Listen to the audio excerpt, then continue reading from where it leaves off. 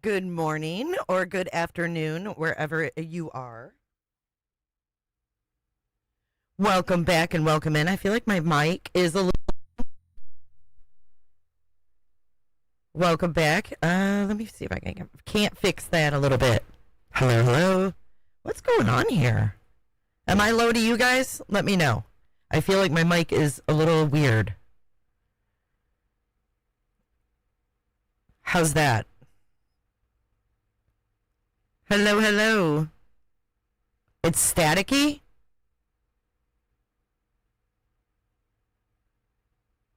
Hold on.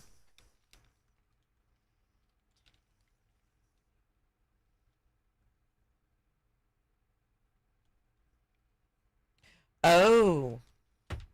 I see what's wrong. Hold on. Hello, hello. Hello, hello. Hello, hello.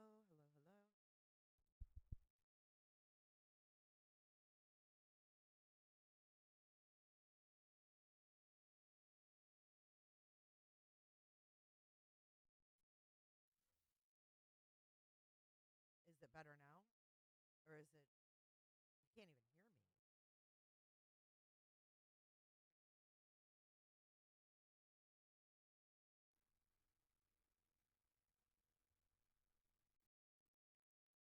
How about now? Weird.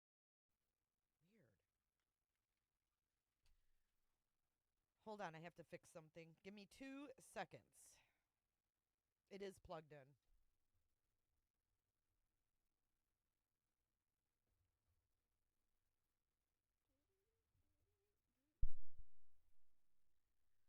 It's weird.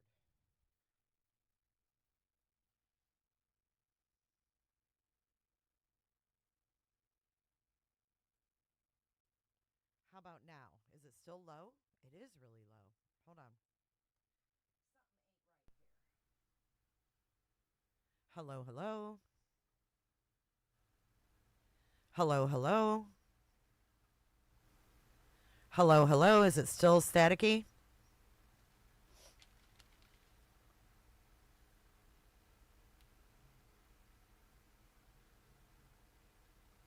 Mic check. Hello, hello. 1 2 1 2. Mic check. 1 2 1 2. God.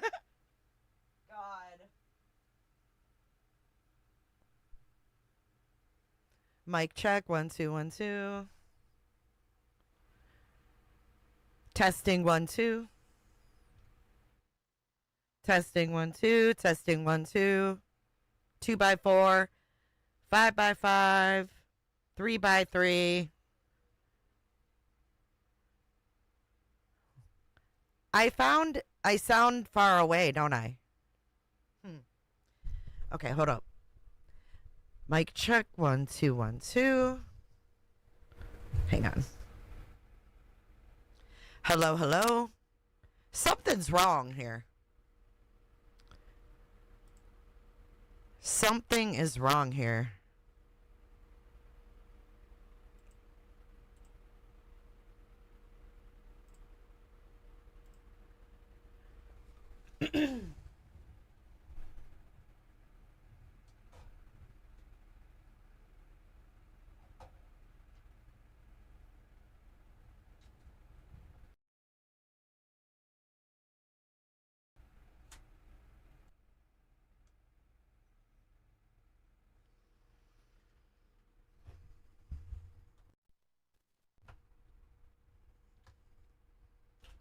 Give me a second, guys.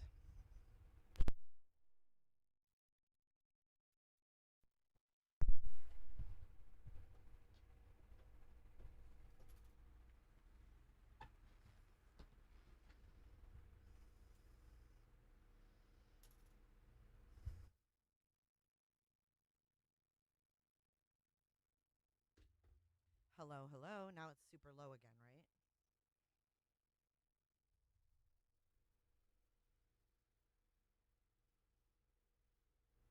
Hello, hello. Hello, hello. It's still fucked up. I might have to start the stream over. This is pissing me off. Is it louder now? Um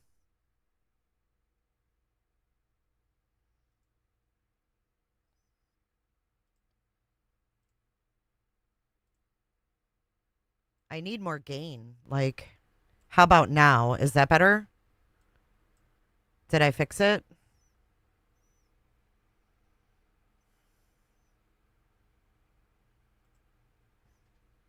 Oh, thank God. Okay, don't touch anything. God almighty. Sorry about that. Let me know. 5x5, 4x4s.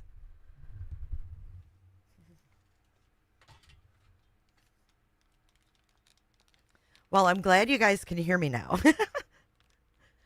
Oh, touch nothing, right? Well, welcome back and welcome in. Let's start over. Good to see you guys today. I got some thoughts on this interview that went on last night on Duty Ron. But let's welcome y'all into Cooterville. We got a 5x4. Hey, Dolores. Hey, Goose's Gammy. Put a 1 if you're new here, if you're newer to this channel. I'd like to know. Put a 1 in chat if you're newer. Put a 2 if you've been around town. Everybody close your legs. Oh, yeah, no socks. You got to have shoes or the flippy floppies. William Eyelash, you've been here. You've been here. Petunia with lowercase Petunia with no flower. Hey, Kentucky Heather. I know that we got some newbies when we started covering this, so welcome in to Cooterville. Make yourselves comfortable. Hey, Wooly. Hey, Moya. Hey, Angie B. Sorry, but I'm keeping my socks on. You can wear your socks, just have to wear shoes. Jake B is semi-new. Hey, Kels. Sweet Wheat, you're an OG. Welcome in, Gooses and Dolores Flores. Scorpion, good to see you. So did you guys watch this? Slides are acceptable, especially Nonsense's Nike slides. If you know, you know. Lions, Tigers, and Bears, oh my. Thank you for being here. I know when we cover different things, like you get new people and you don't always, I like asking. So thank you guys for speaking up. You guys did watch it. I didn't watch Megan's, and I don't know, I haven't seen any of that.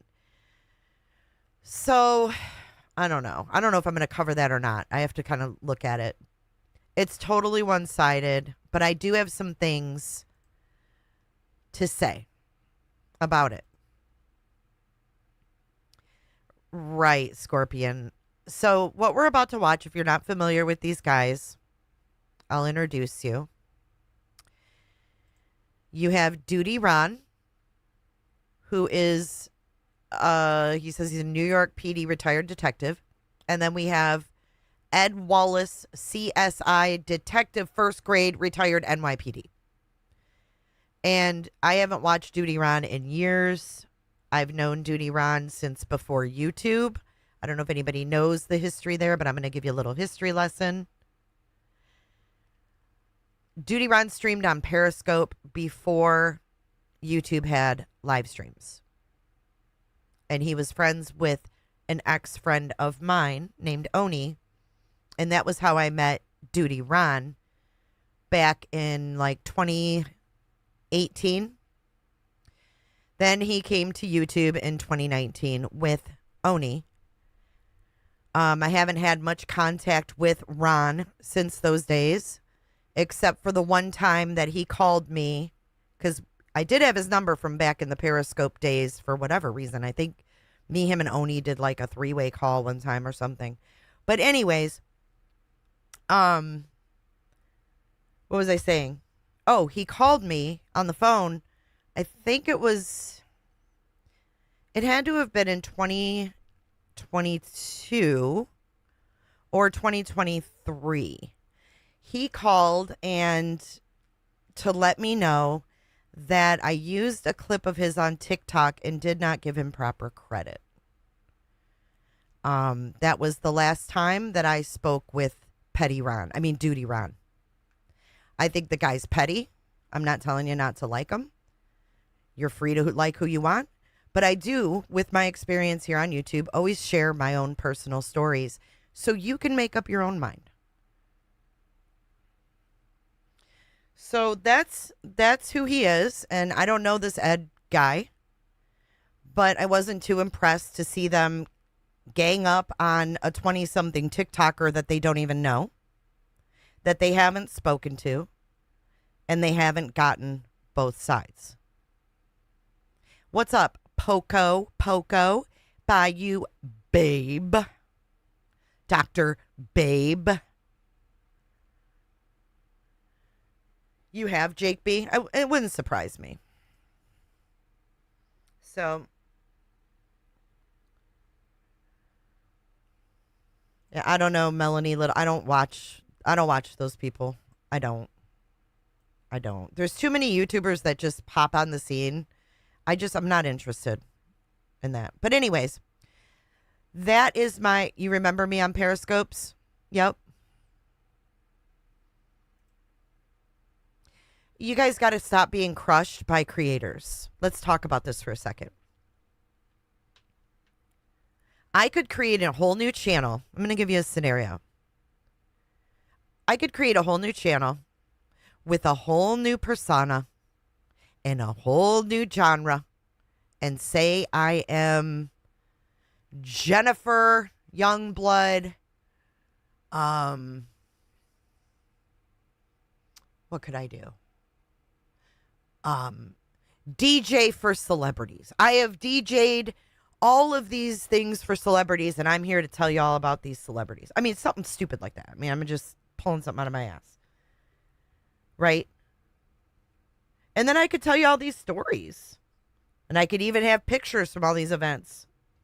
And I could tell you that I was really there and I was really the DJ. I mean, you've got to stop putting so much stock into people you don't know.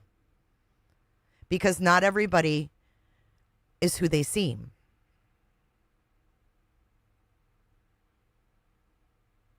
Deception Detective is a really good example. Try to fact check detectives credit or credentials. Can you? Do you know how many NYPD cops there are? A lot. I think they're the biggest fucking force in the country. DJ Youngblood. But people don't seek the facts because people put credentials in their face, and that somehow makes them more believable than the next guy. Right? I'm nobody, right? Because I'm just Jay. I don't have Jay. I'm not Detective First Grade J, CSI, retired NYPD. I'm not wearing a, embroidered crested shirt that says DEA. Does he work for the DEA? I mean, I have legitimate questions.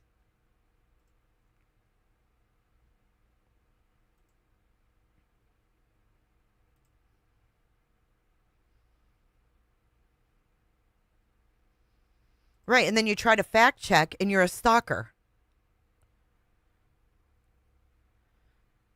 He uses his 911 responder. What? What is that, Jake B? Right. I mean, how do you know that someone's really a lawyer? You got to check. I can come on here and say I'm a lawyer. You wouldn't know the difference. Fictitious name. Well, he's wearing a crested embroidered polo that says DEA. So I have questions. I don't wear shirts that say DEA with a crest. What does he work for the DEA? It's a valid question, right?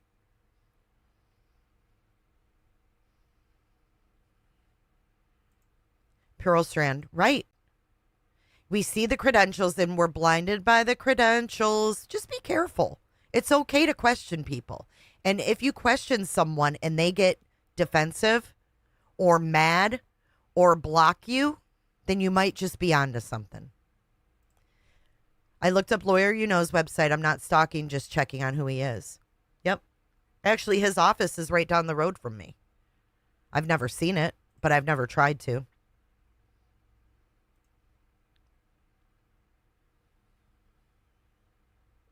But actually, his law office is in like the same town as me. If you came on and said that, someone would check for sure.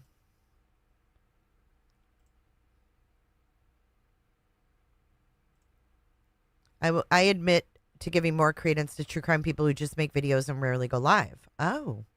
Huh. Hey, mom of three.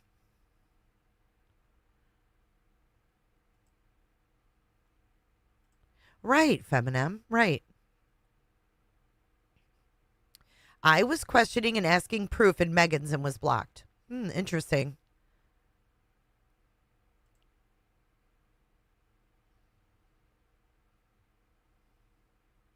Right, Lindsay. I'm a certified BS analyst. You're swayed by production quality. Hi, Bonnie. I did, Bonnie G. I'm J is for Justice. Good to meet you. Good to see you. Megan is Lori Vallow's cousin. That's how deep this chick is. And I want us all to kind of take a step back, too. And think about this. Look at the people that are coming out publicly to defend her. Duty Ron. This guy. Lori Vallow's sister. Lori Vallow's son. JJ's grandmother.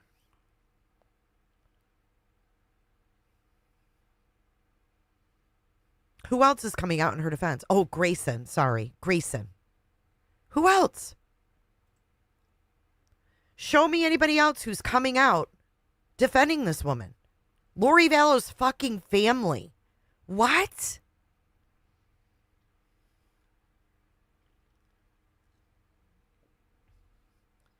Yeah, Kresha. Brandy Neal. All these victims. Why? That's weird, right? Don't the victims have other things to be focusing on than Lauren Mathis's, or sorry, not Whoa, that was a Freudian slip. Lauren Mathias's drama? Kresha. Yeah, her victims come out in her defense. It's weird. It's weird how she's positioned herself.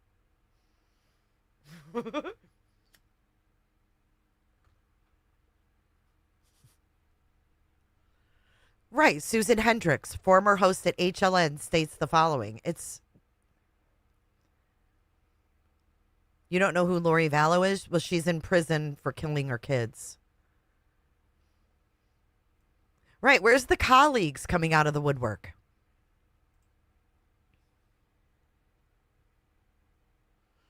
These guys are not about free speech. Look at him with his flags and shit. Duty Ron, come on now. You're about taking away freedom of speech.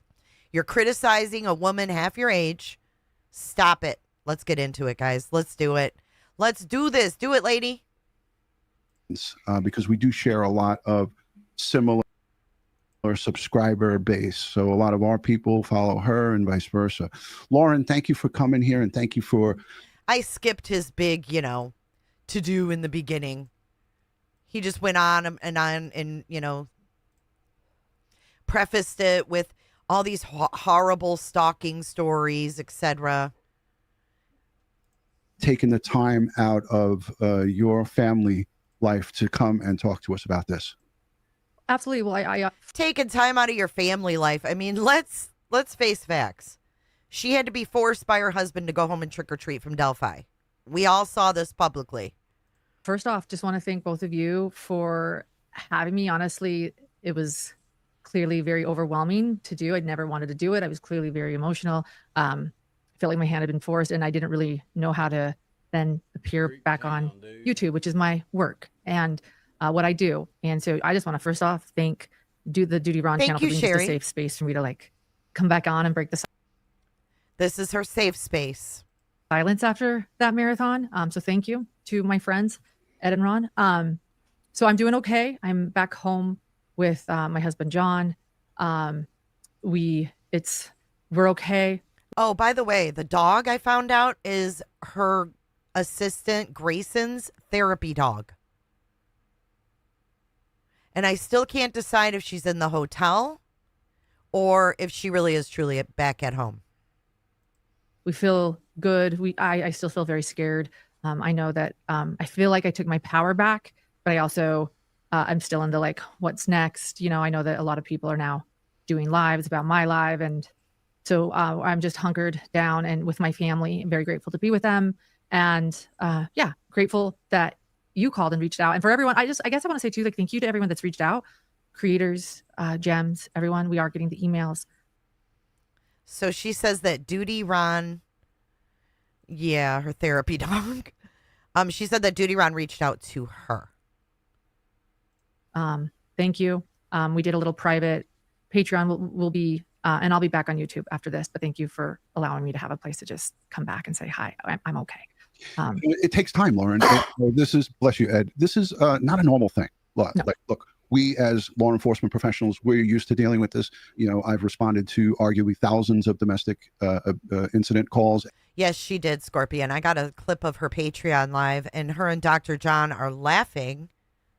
They're laughing and joking about the stalker actually watching, and they say hi to the stalker.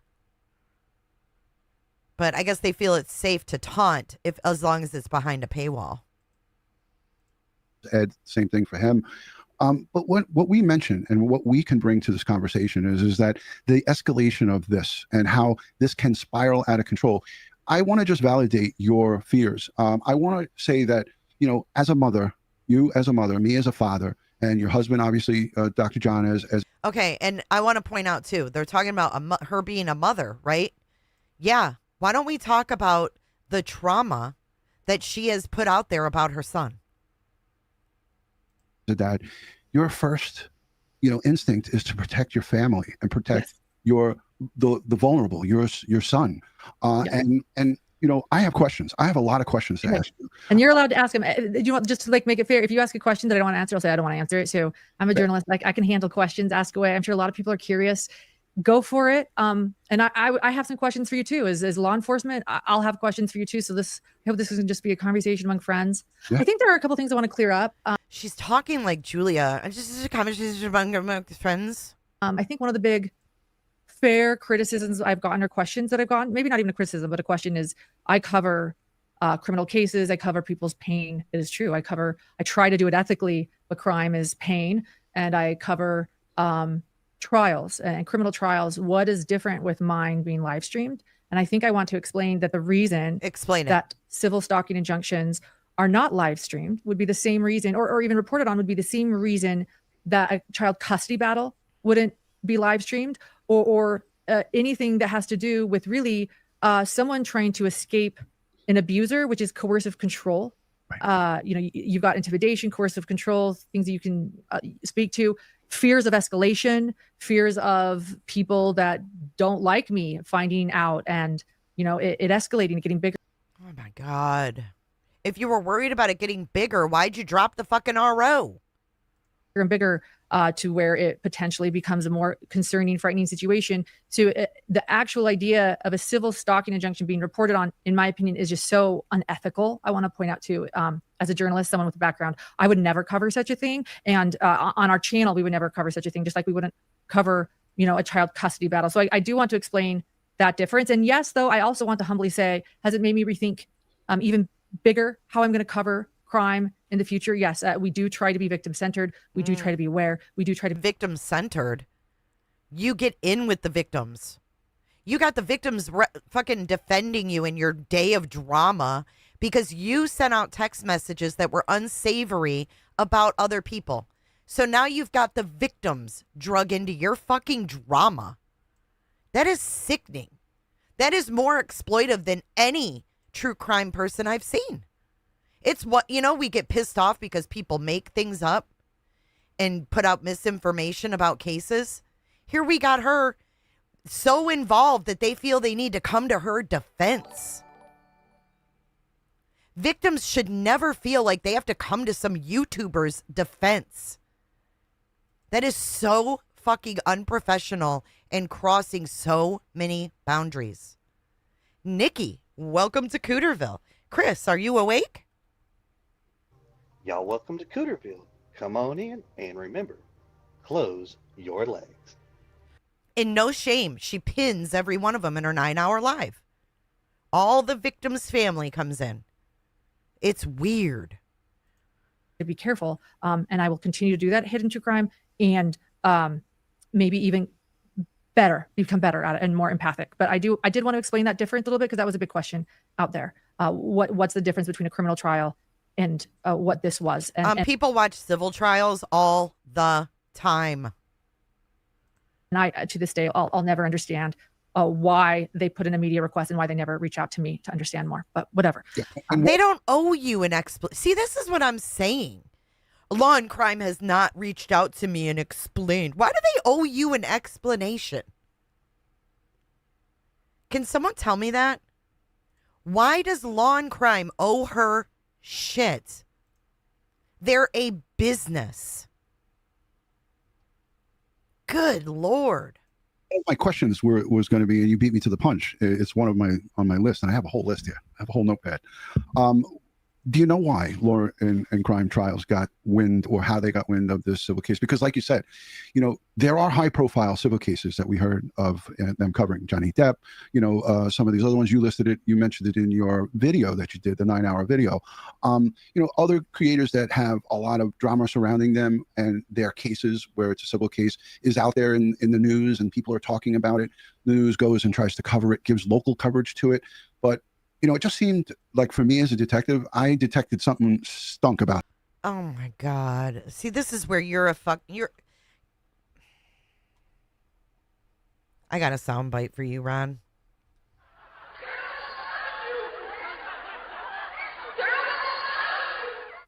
As a detective, I detected that something stunk. You should be embarrassed. But it just seemed like, for me as a detective, I detected something stunk about this, that it was just weird that Law and Crime all of a sudden was focusing on Lauren Matthias and her civil case that she was in the process of moving forward. And Ed, you agreed with me when... Oh, why don't you fill in the blanks, Lauren? Why don't you tell him that Anjanette Levy saw you show your ass in the bar at CrimeCon? We were in the green room talking about this. The green room? See what I mean? These people want to portray that they're in some fucking studio when we're in the green room before the live.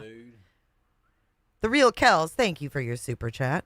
On a Patreon live from July of 2025, she explained that she created a reading nook for her son out of the walk-in closet in her studio. So does he hear everything like another creator we know? Yikes. A fucking green room. We were in the green room because we're detectives and we detected something stinky. Is that she was in the process of moving forward. And Ed, you agreed with me when we were in the green room talking about this. It just didn't seem right. Can you speak on to that, or would you rather not? Did the staff bring all of your favorite snacks to the green room? I'd like to know what Ed and Duty Ron request in their green room for snacks. You know how bands have certain things we want. Only green M&Ms. No, I'll be willing. I don't know. So full disclosure, I don't know. To this day, Law and Crime has never reached out to me, ever, not even since. I do know that one creator named Lori Hellis did a live at the same time I was doing a live. Unbeknownst to me, I didn't know that was happening. And that she stated that she was sitting with my stalker and Anjanette Levy at CrimeCon when police were trying to escort my stalker out. By the way, I want to clarify that that night was the night after the photos were taken, because there's some people saying that they were there. There were 2 nights. So the first night she was there, the photos were taken. We were sitting, we'd been there all night, and she was just there with a camera hanging around us in socks. The second night, She was just hanging around in socks. Oh, God, that's so threatening. we'd been there all night, and she was just there with a camera hanging around us in socks. The Who takes this serious? Do you not? What? taken, we were sitting, we'd been there all night, and she was just there with a camera hanging around us in socks. The second night, I'll clarify this too, because people are telling stories. The second night, Aurora PD was very well aware. They actually referred to her as an agitator. They saw the evidence and what was happening, and they referred to her as an agitator. They saw that she was in the bar the second night. And, I hadn't been there. I'd been at the Clue Awards celebrating. This is her thing. I was at the Clue Awards celebrating with the victims that were getting their Clue Awards, because CrimeCon awards victims with Crime Fighter Awards. Thank you. That's weird. Thank you, Jake House. Something stinks, all right. The Delphi victims. I hadn't been there. I'd been at the Clue Awards celebrating the Delphi victims receiving an award. Right. So we were. See, why are victims getting an awards? It's so weird to me. Fuck CrimeCon, man. Let's put all the victims on a stage and give them Crime Fighter Awards. And they call it the Clue Awards. What? Don't you think that the law enforcement officers should be the ones to get those? The second night, and I hadn't been there. I'd been at the Clue Awards celebrating the Delphi victims receiving an award. Right. So we were, she could technically be allowed in the bar as long as she was 500 feet from me. So the Aurora PD actually escorted us and said to me and my producer, "Go around the bar, go look and see if you can see her before you enter, so that we can then." Oh, so that's why she had Grayson walk around the bar to see where the stalker was. Grayson. Ask her to leave. So we were requested by police to do that, because there are rumors about how, we were told to do that. So we looked, we saw she was there, and so we told the police officer on duty, and they asked her to leave. And I do know, according to Lori Hellis, she's with I can't think of her channel name, but she stated. Yeah, you know her channel name. You just don't want people to go there and watch the truth. Is that why you shift it around? You know damn well what her channel name is.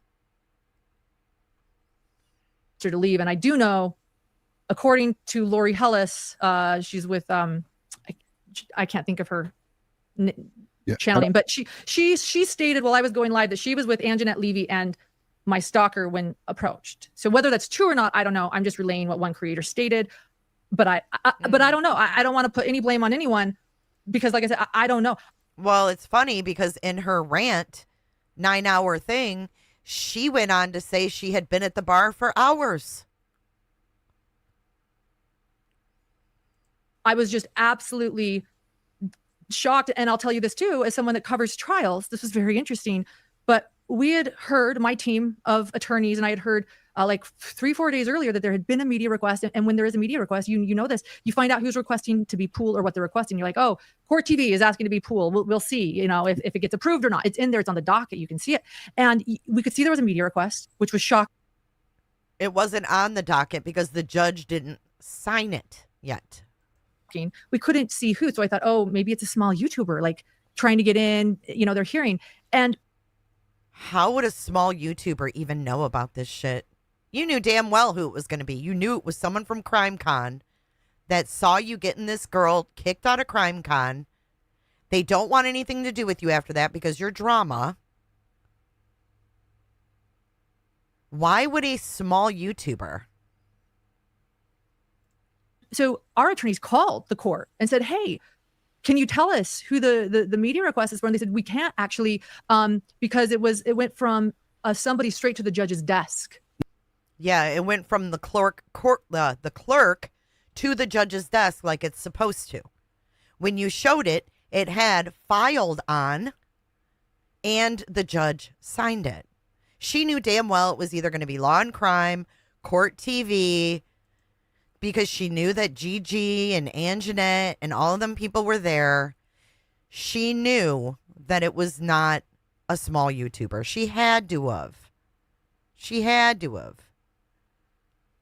And papers don't just jump on a judge's desk. There's a process.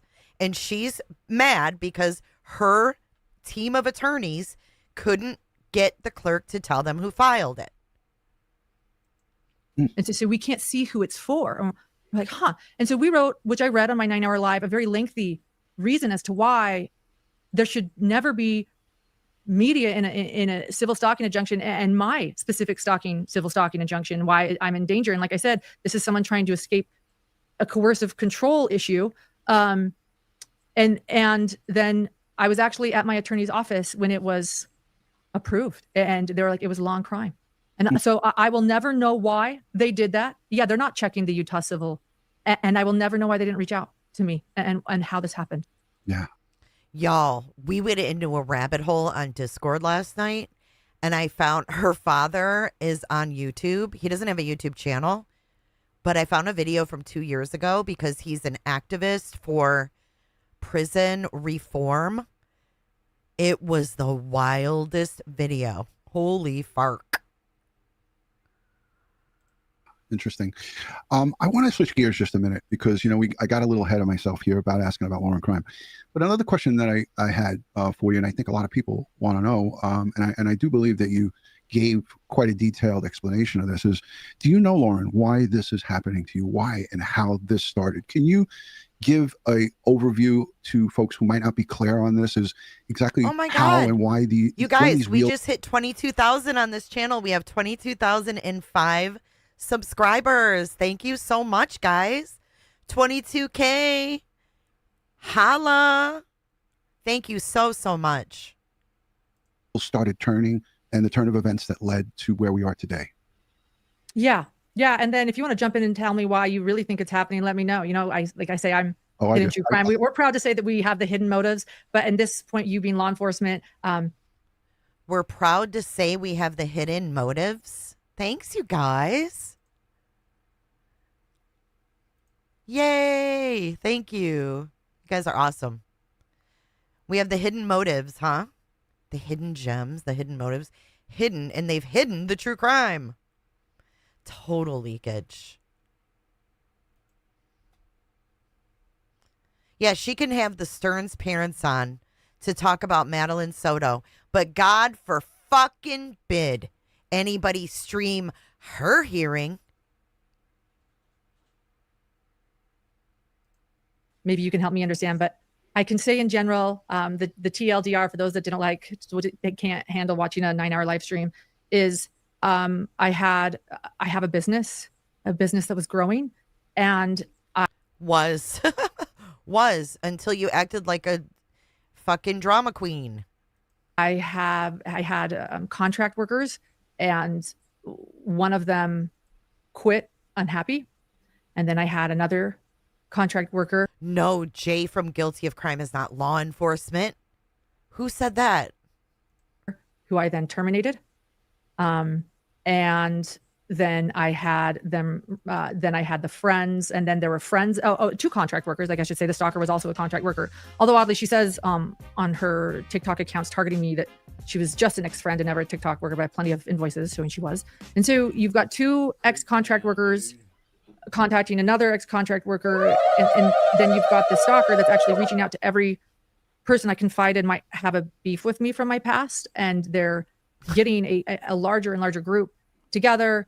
I think their ultimate Oh my God.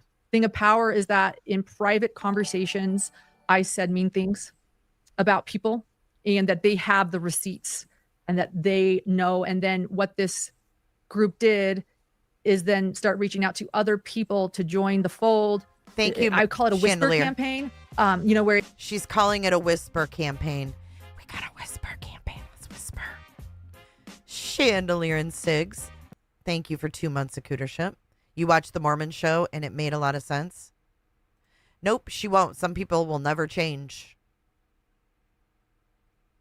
It's all behind the scenes. And I can tell you, like, this is actually, I get a lot of texts all the time. My phone was silent. Like, I don't know how far this went, and then we're getting whispers and threats, and a few things are coming out, and someone's finally calling me saying, hey, I got a call from this person. And I'm like, that person? And they're telling me, people I've interviewed, people I love, to never trust you again, that you're evil, like that you are really bad. And, things like that. It just continues, just like, and, but it all leads back to. Ooh, Lucid Curious says Toasty has a live on Lauren for tonight. Moo. I can't wait. Toasty. You guys put Burnt Toast link in the chat if you could. The people that are new to me that are just following for the hidden true crime stuff, you're going to want to check out Toasty.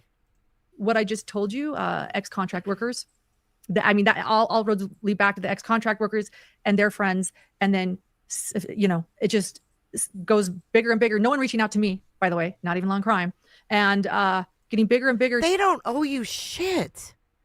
It's getting bigger and bigger. Who's Ren? Ren and Stimpy? Who's Ren? To the point where there's this giant snowball. I don't know right from left. And then it gets to the point where I'm trying to reach out to people to understand. Oh, a Proton email goes out. And this is where it gets strange too, because I'm thinking, oh no, some of my private texts have gotten out. I'm ashamed. I'm not perfect.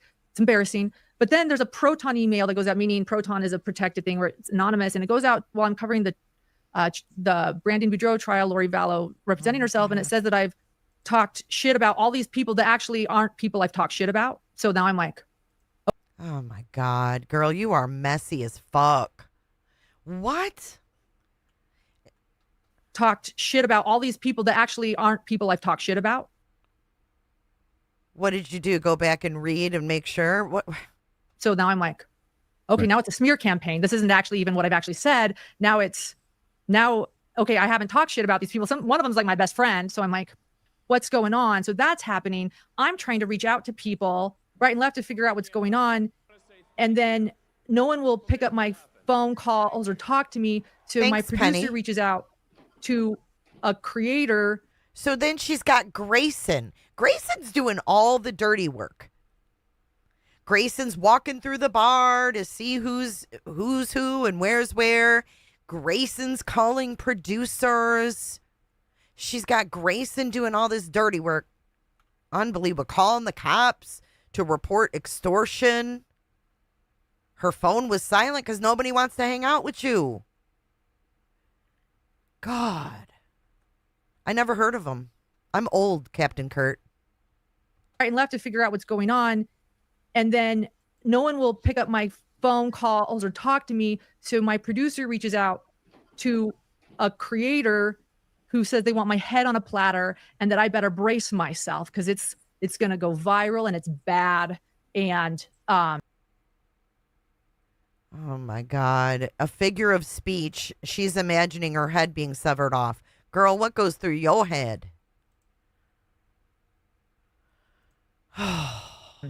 She continued to say, brace ourselves over and over again. It was so scary.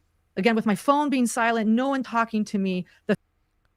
My phone was silent and they said they wanted my head on a platter. So I was so scared. Threats that I've spoken about people I haven't, that I called the police because they're they want my head on a platter. And people, officer, my phone's quiet and these people want my head on a platter. What do you want them to do? What do you want them to do? Go put that person in jail? Go question everybody who won't answer your calls? Why aren't you answering Lauren's calls? I need to get a statement from you. What? the police because they're like they want my head on a platter, and people turning on me that I thought were my friends too. Like, so, and now they're saying, and people turning on me that I thought were my friends too. Like, that's why you called the police? Because they want your head on a platter and people turned on you that thought you were your friend? Do you think that's what the fucking cops are for? I called the police because they're like they want my head on a platter, and people turning on me that I thought were my friends too. Like, so That was just her explanation for calling the fucking police. What? Do you think she really believes this? Put a 1 if you think she believed this. Put a 2 if you think that she's not believing what she's saying. that I called the police because they're like they want my head on a platter, and people turning on me that I thought were my friends too. Like, so and now they're saying that I'm abusing the police. Like, there's nothing I can do that's right. I'm like spinning my wheels, right? Like, I call the police, now I'm abusing the police. No one said you were abusing the police. What people said is that you're misusing law enforcement. God. I take it lying down, they just keep punching. I gray rocket, meaning you stay silent, you don't respond, it doesn't stop. And then after that, brace yourself. Multiple accounts happen. I actually only saw on my live that there was a TikTok and an Instagram. I had no idea she had a YouTube too. But so multiple accounts. So she just promoted her quote unquote stalker. Has YouTube and X. Did you catch that? Why is she smiling? I don't like any of this. I'm sorry. I don't believe her. I don't believe her. And thank you, botulism. Figures of speech are protected by the First Amendment. And then after that, brace yourself. Multiple accounts happen. I actually only saw on my live that there was a TikTok and Instagram. I had no idea she had a YouTube too. But so multiple accounts, a Twitter, whatever it's called, X recently started, and just every other day, threatening, cyberbullying on all of these accounts, saying they have something on me. Don't read it. Why are you looking at the accounts? Who's telling you that new accounts are being made? Why are you doing this to yourself? And then it also makes me wonder, what did I do? What did I do? Maybe I am bad. I have things I'm ashamed of that I said. Little bit of truth in all the bullshit. Here you go. This is her truth. Cyberbullying on all of these accounts, saying they have something on me. And then it also makes me wonder, what did I do? What did I do? Maybe I am bad. I have things I'm ashamed of that I said behind the scenes I do. So, okay, there you go. There's your fucking answer. Walk away. Walk away, shut up, and do your podcast. Right? You know you said shit. Walk away. Take the loss. You fucked up. And just do your fucking podcast. So then you start questioning yourself, and I'm like, I am a bad person. Like, what did I do? What do they have? And that's kind of, my husband's telling me, like, coercive control and intimidation. Like, we have.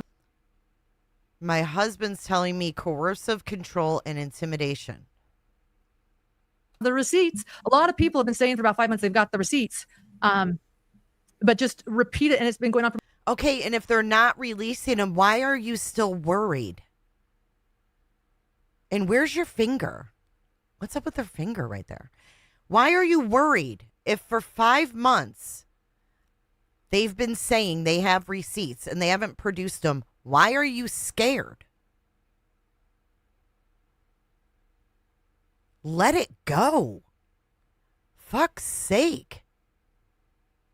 For months, and I actually ignored it for months and months and months. It got bigger and bigger. Like I said, I have been canceled on news organizations. So not knowing how have you been canceled? Have you gotten rejection letters? Is canceled because they won't answer your calls? That doesn't mean you're canceled. It means they don't want to talk to you. Fuck, do your podcast. Jeez. How or why. And then I'm finding out, I think the scariest part for me was also finding out that this, the person on all the accounts saying bad things about me, cyberbullying me, is then calling people that she knows that I have beefs with and riling them up, like from years. So she can call whoever she wants. Calling people that I have beefs with? Beef? You're going to court over beef? Oh my God. The entitlement here. Holy shit. She is so entitled. This is fucking crazy, yo. Years ago. And she's reaching out to people where I'm realizing that just that alone is a violent act. Like when you have a problem with somebody from the past and it maybe didn't end well, and they're calling them and they're instigating their anger and their then it got very scary. And so I was very fearful to go anywhere. And I was going to go actually to the Adelson trial. And because of this, that's why I didn't go. I reported from home. And then it kept getting, so then I learned like there's more people coming from my past. And I'm like, what? Dude, you are paranoid as fuck. There's more people coming from my past. We heard in the 9 hour that she was in the bed with Janice's brother, who's a doctor, when he was her doctor when she was 29 or 30. Or we heard that somewhere from her mouth. It was her doctor, but she didn't kiss him. Just because your past is coming back to haunt you doesn't mean it's some girl's fault. Oh my God. what are they doing? And then the TikToks are saying, we're trying to find her LinkedIn. Isn't it strange? She doesn't have a LinkedIn. I can't figure out who's linked Oh God, they looked for your LinkedIn. Oh, what a crime. with her. Like, in other words, I can't call them. And then they're saying, okay, I've called UNLV now. That's where my husband is an adjunct professor. Oh, adjunct now she puts in there. Did she say that before? To all the people that watched her, did she specify that before? Or was he a criminal forensic psychologist? Because it seems to me that the stalker may have uncovered a little bit of truth and you're mad about it. If my husband works at a fucking college as a professor, go to the website. I don't give a fuck. Call, verify him. I don't care. If you ain't hiding nothing, shit like this doesn't get under your skin. It means he's not paid. And according to Lauren, people who aren't paid aren't contractors. So I guess in her sense, it was a lie. He didn't work there because he wasn't paid. She said that the TikToker didn't work for her because she wasn't paid, right? Or whoever drew those drawings, the drawings. And they're saying that they're exposing my husband, who has nothing to do with this. Who has nothing to do with this? Well, sorry, you drug him into this when you sat his big butt next to you. And people have been wondering why he hasn't been on YouTube, and we've only been doing Patreon episodes, angry that, we're putting my co-host behind a paywall. Well, yeah, because we feel safer behind a paywall. That's, he had a board complaint recently he had to defend, which he defended, and it was ridiculous. Like, it's just like, I didn't mention that on my live either. Right. Why? Why didn't you mention John's board complaint? And you're going to blame this on the stalker too? Oh, I'd like to know more about this board complaint. Huh. Seems to me they got a lot of fuck shit going on and they want to blame it on this one girl. He had a board complaint recently he had to defend. He had to defend. So it wasn't unfounded. It wasn't false. What did he have to defend himself with? What was he being accused of? He had to defend. About what?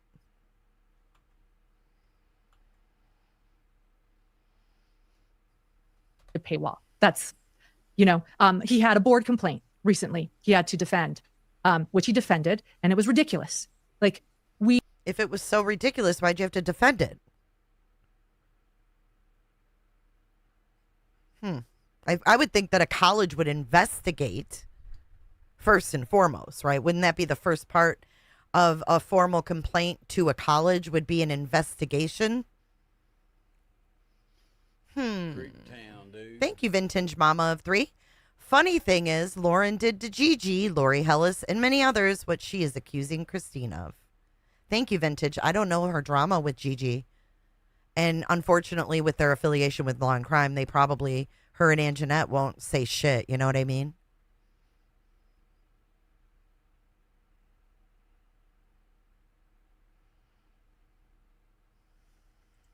it's just like, I didn't mention that on my live either. Right.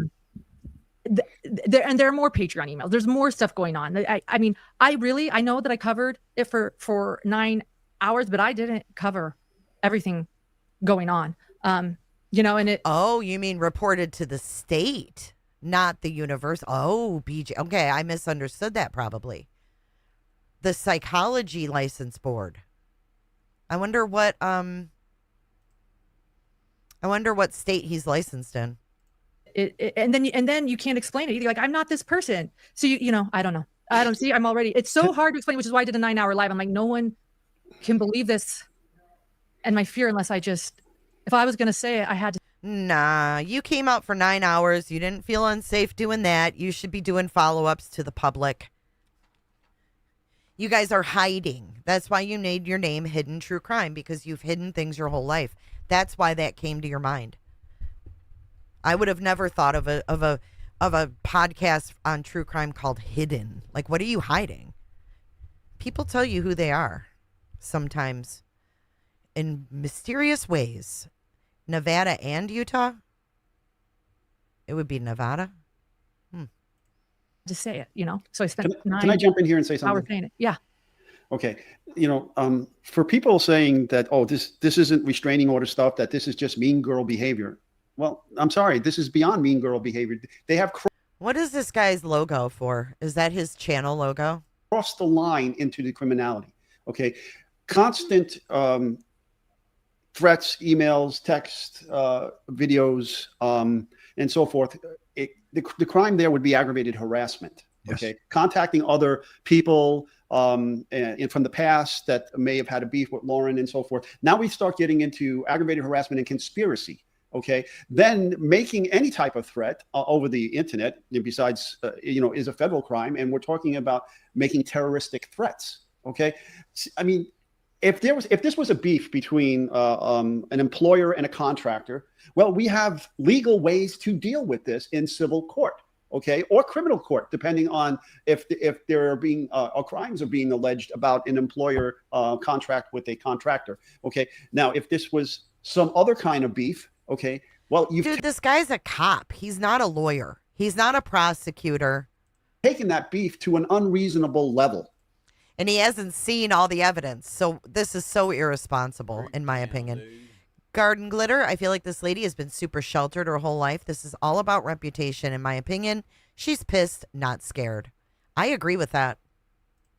Okay. And you have to step back and take a look at what's going on here. Okay. This is not normal, folks. This is not. Well, you know what, Miss Buchanan, what you have to do with that is you have to look at this. These guys call themselves professionals. Didn't watch the 9-hour live. Haven't seen the TikToks, but he's got all this to say. Why? It's irresponsible. Normal. And it's unreasonable. And a judge already issued a restraining order. Okay. Evidence was presented and the judge saw it. Now, let me step back even further. Having seen the video of the Aurora Police Department encounter at the crime con. So crime scene investigator is giving advice. Watch what he says about Christina. Okay. She's lucky she walked away. If I was given that order of protection from a complainant and I read it, and there's the person within 500 feet doing exactly what the order tells her she can't do, and after talking to her, I find out she knew about it and she was served and she has a photograph of it sent to her. Okay. The bracelets come out and she's in cuffs and she's leaving CrimeCon with me. How can you take people like this serious? Really? Look at Lauren's face. I'm vindicated. Thank you, Ed. This is fucking weird. I'm sorry, but these guys should not be doing this. With zero evidence. Everett, a mean girl exposed, can't accept accountability. Yep. Faux show. Yeah, he said he would have taken that girl in cuffs and she would have left with him. This is why people don't like cops. Sorry, not sorry. Who the fuck, who even are you? I can tell you something right now. My sister is a retired police officer. She would never do this. Ever. Ever. She went undercover and everything. She would never do this kind of shit on Facebook or on YouTube. I would be embarrassed if she did. Okay. The bracelets come out and she's in cuffs and she's leaving CrimeCon with me. Violating an order of protection is a crime. That's right. She did it several times. But see, people in the chat, Ed, are saying, Oh, but you're forgetting that she wasn't served until she left the house and was already at CrimeCon, you freaking weirdos. Is that a henna tattoo, Ron? I know you can't stand the fucking needles. Is that a henna?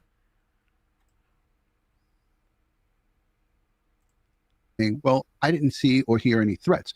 Threats don't have to be direct. And when you tell somebody, which they told Lauren, that creators, I think they said plural, many people or many creators want your head on a platter, that's a threat. It's an idle threat. And, well, he's irresponsible and he's a pompous ass. Just because someone has a good resume that's impressive doesn't make them a decent person. It doesn't make their judgment good.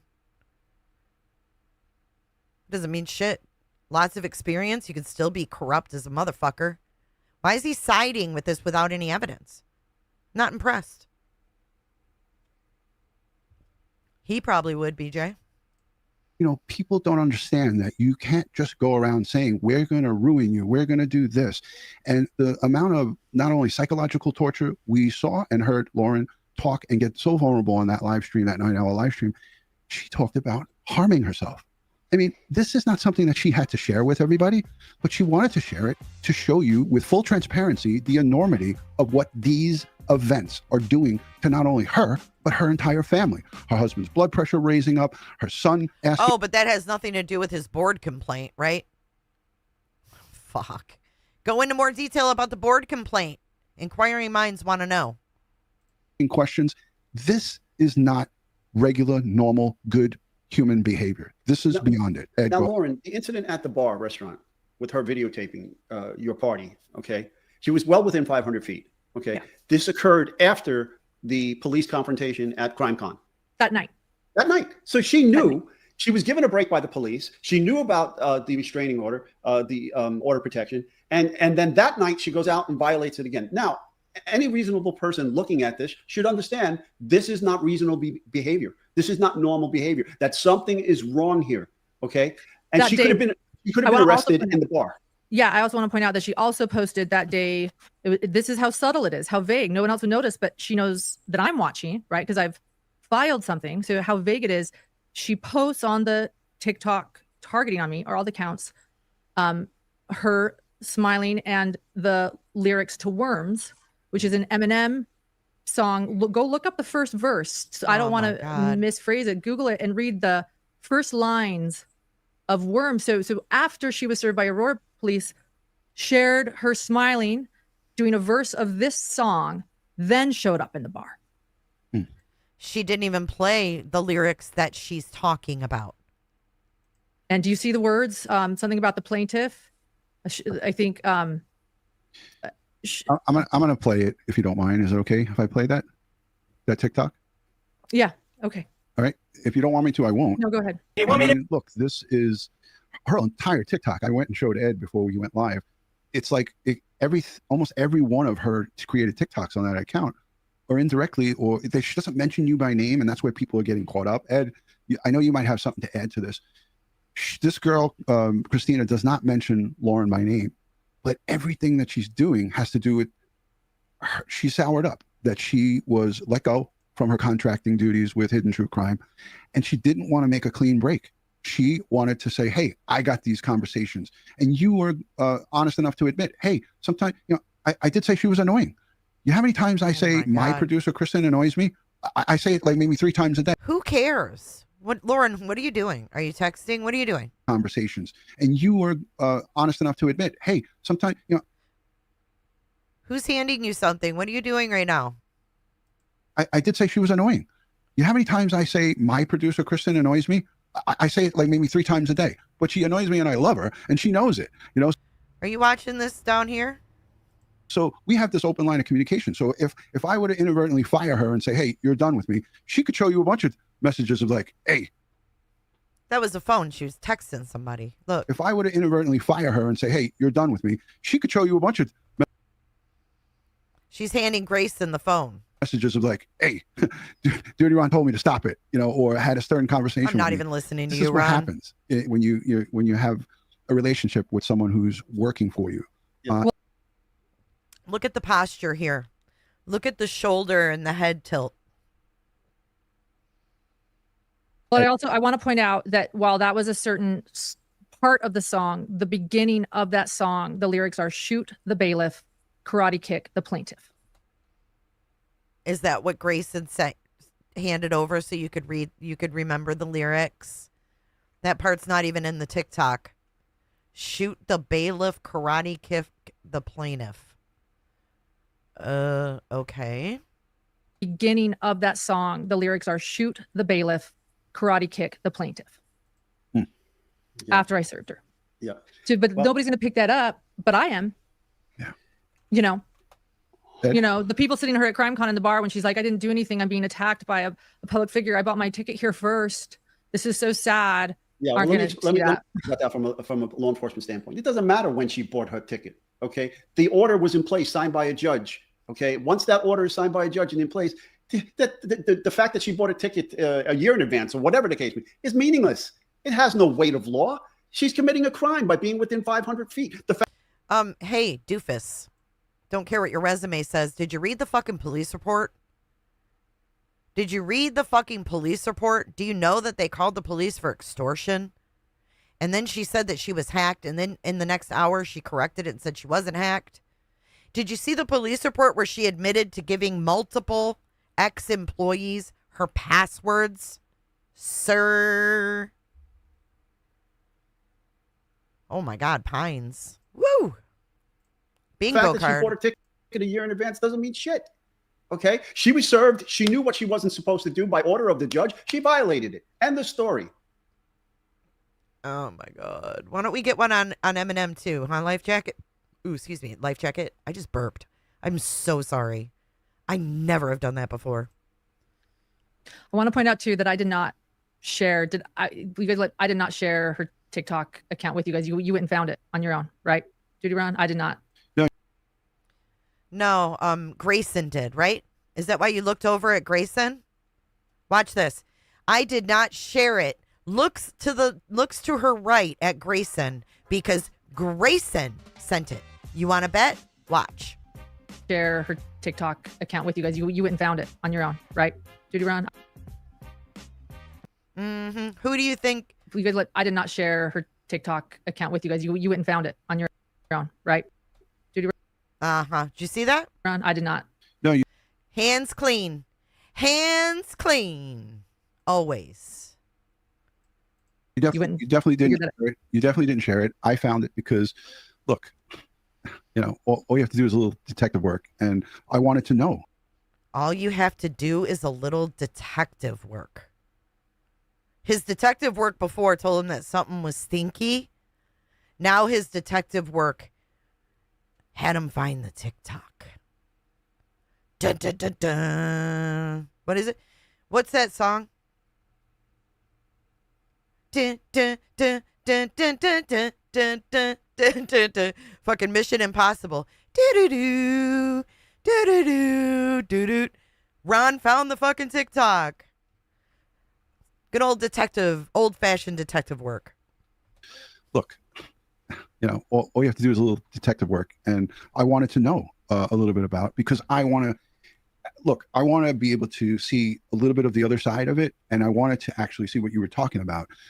So I did go on my own and look, and I would never leave a nasty comment for somebody. I don't do that, and I love that you encouraged during that 9-hour live stream, Lauren, because not many creators would do that. You encourage people not to cancel people, not to go over and leave comments on your behalf. You can't stop people from doing it, but you made the statement, which was very, very unique. Not many people would do that. So it's one of the many reasons why I'm friends with you, is because I love that you put the victims and their families first. We do that here, and everybody who knows us, I've been doing this since 2019, and I started out just in my car, and yeah, in your car on Periscope. I remember those days, Ron, when you were Oni's father figure. I remember those days, Ron. Walking around with a phone and developed into a studio setting. But Ed and I are about educating, keeping people safe, giving the forensic Why do I feel like he's going to strike me? side to these cases and also helping people understand what's right and what's wrong. And in this instance here, what you've laid out, it shows everybody what's wrong with this. Did you know that one time he was covering a case? I think it was Petito. And like I said, I knew him from way back in the day. And then he called me in like 2021 or 2022 saying I didn't have this TikTok tagged that had his clip in it, right? He wasn't properly tagged. Fuck, I forgot what I was saying. Shit. Laid out. It shows everybody what's wrong with society, where people feel that it's okay to become a band. I know what I was going to say about his Periscope days. He was in his car. Wait, what was it? And developed into a studio setting. But Ed and I are about educating, keeping people safe, giving the forensic side to these cases, and also helping people understand what's right and what's wrong. And in this instance here, what you've laid out, it shows everybody what's wrong with society, where people feel that it's okay to become a band of gang type mentality, where you take your beef that's one-on-one, or maybe with you and another person. Dude, this is the internet.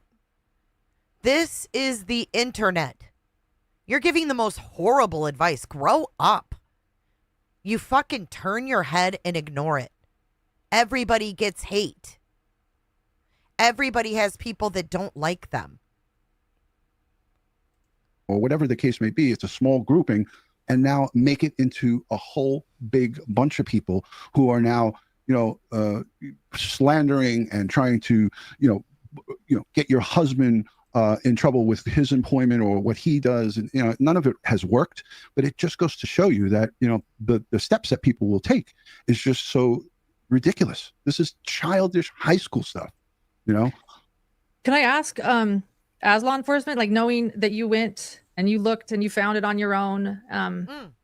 I know what it was. Yeah, he was covering Gabby and I went into his chat and I hadn't talked to him since he called me about the TikTok. Thank you.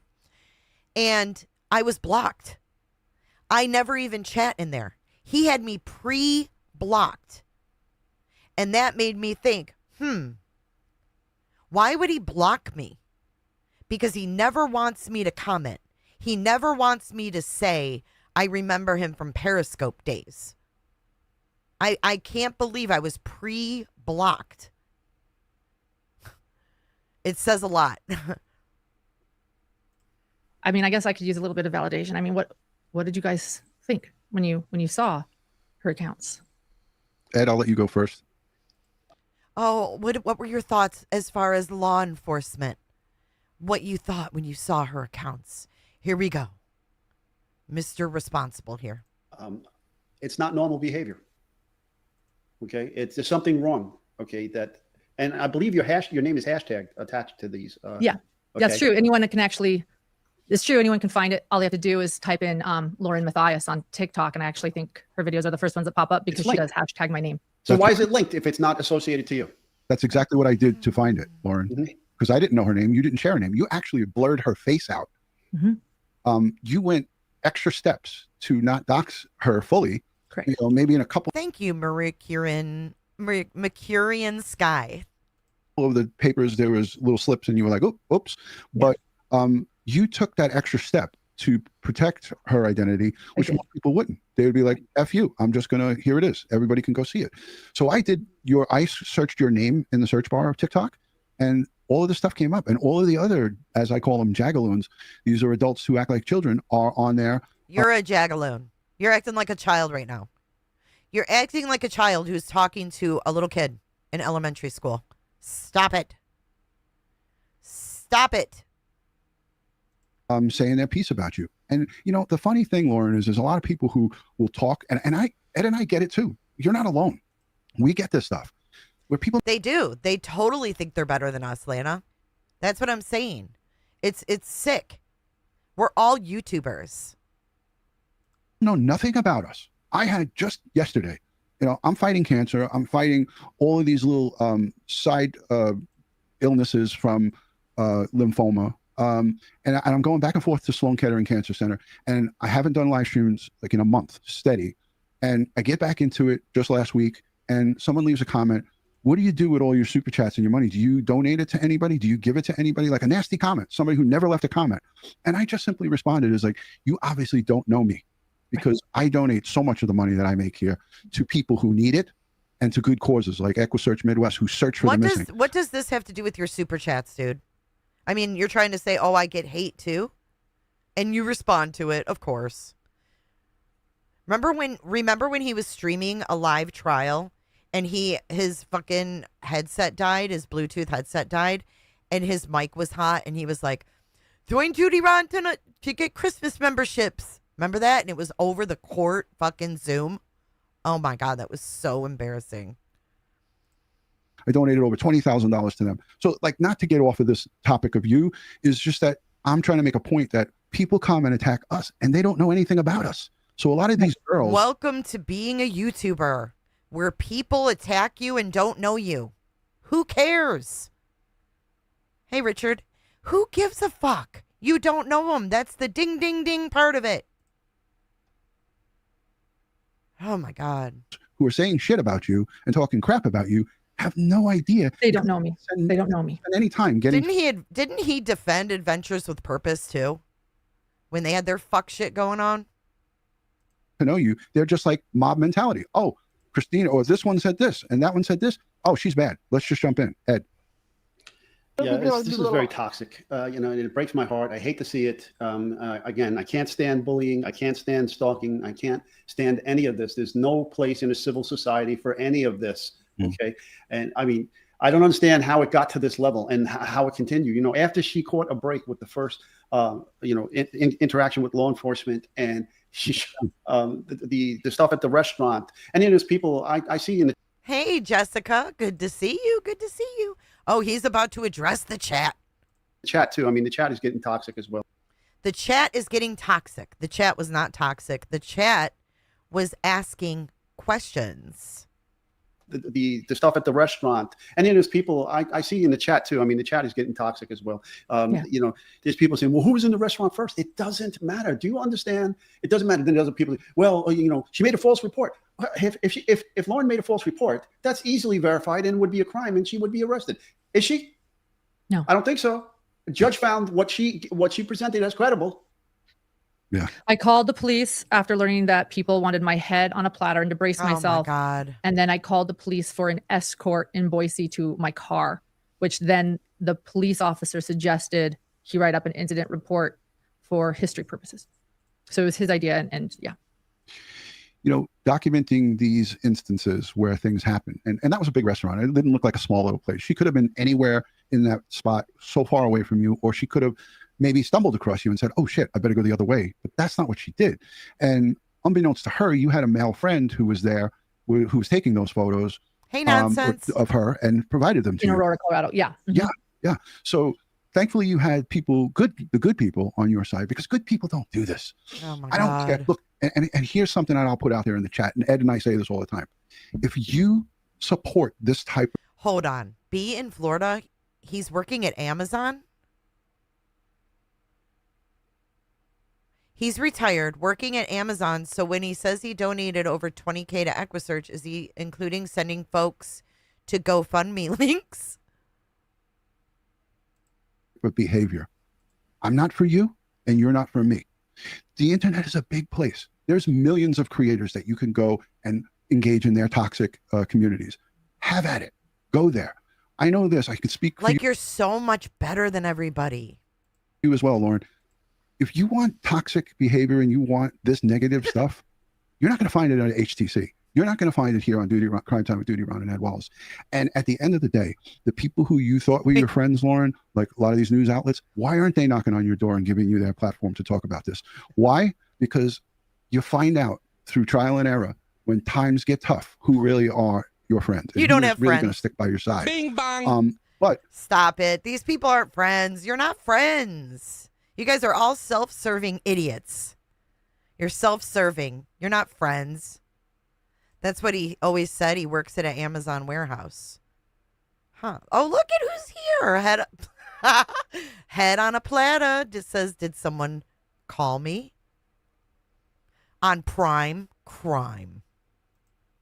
Again, I wanted to circle back because we're at the 45-minute mark. I didn't want to make this more than an hour. There was a case that Ed and I covered in 2022. It was a podcaster and his wife who had a similar situation where they got orders of protection. They were being stalked. Oh, Now, this is I don't rich. want to. I don't want to cause more, trauma to you, but Okay. we covered this, Lauren, Jesus. and I think it's important. I'm only going to play just a little bit of it. It's a different set of circumstances because it's a female with a male stalker, but she went through the steps of making reports, but they didn't make the step. The fatal error was not shoring up their security. They didn't have cameras at their home. They didn't take the steps that you need to take when you get in positions like this.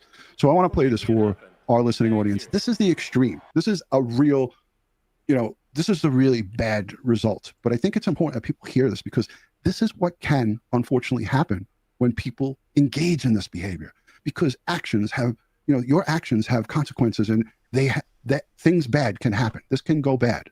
So here's a quick example of what Here can we happen go. and what could go bad as it pertains to stalking. Hold on. So take a listen, folks. More light on the slaying of a 33-year-old podcast host and her husband, murdered in their Seattle area home, police say, by her Welcome to the Spin Factor. alleged stalker. Redmond police say Zora Sadeghi and her husband, Mohammed Milad Nasseri, were shot and killed Friday by this man, Raman Hoda Karamazai, before taking his own life. The Redmond Police Department is familiar with both the victim and suspect in this case because of an active stalking investigation that was occurring. Only a week before the murder, the couple desperately filing for an order of protection against the man they claimed was harassing Sadeghi to the point that she was, quote, suffering from a deep-seated fear for her safety. Police say the man initially reached out to Sadeghi on a chat platform as a listener and fan of her audio streaming, but his actions soon intensified. She said he delivered flowers to her home, sent jewelry and gifts, parked in her neighborhood to catch a glimpse of her, and repeatedly called her husband, friends, and neighbors. Sadeghi's petition documenting the dozens of phone calls, voicemails, and text messages she received, despite blocking his number and social media accounts. In one of the reports, she reported over 100 contacts in a single day. Sadeghi writing, his voice messages to me have been the cause of anxiety and insomnia for me. They include him crying and begging for me to pick up, him threatening to burn himself and the tree in front of my house. She asked that the order remain in place for 99 years because he has said many times that nothing short of his own death would make him leave me alone. Police say they were in the midst of trying to serve the order of protection, but the suspect, who lived in Texas, This is crazy.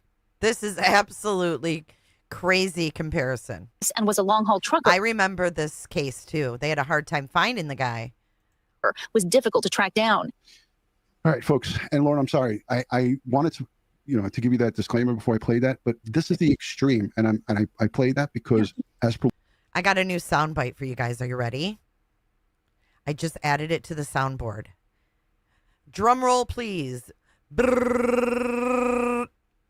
On Prime Crime. I love it. for law enforcement professionals, we see this.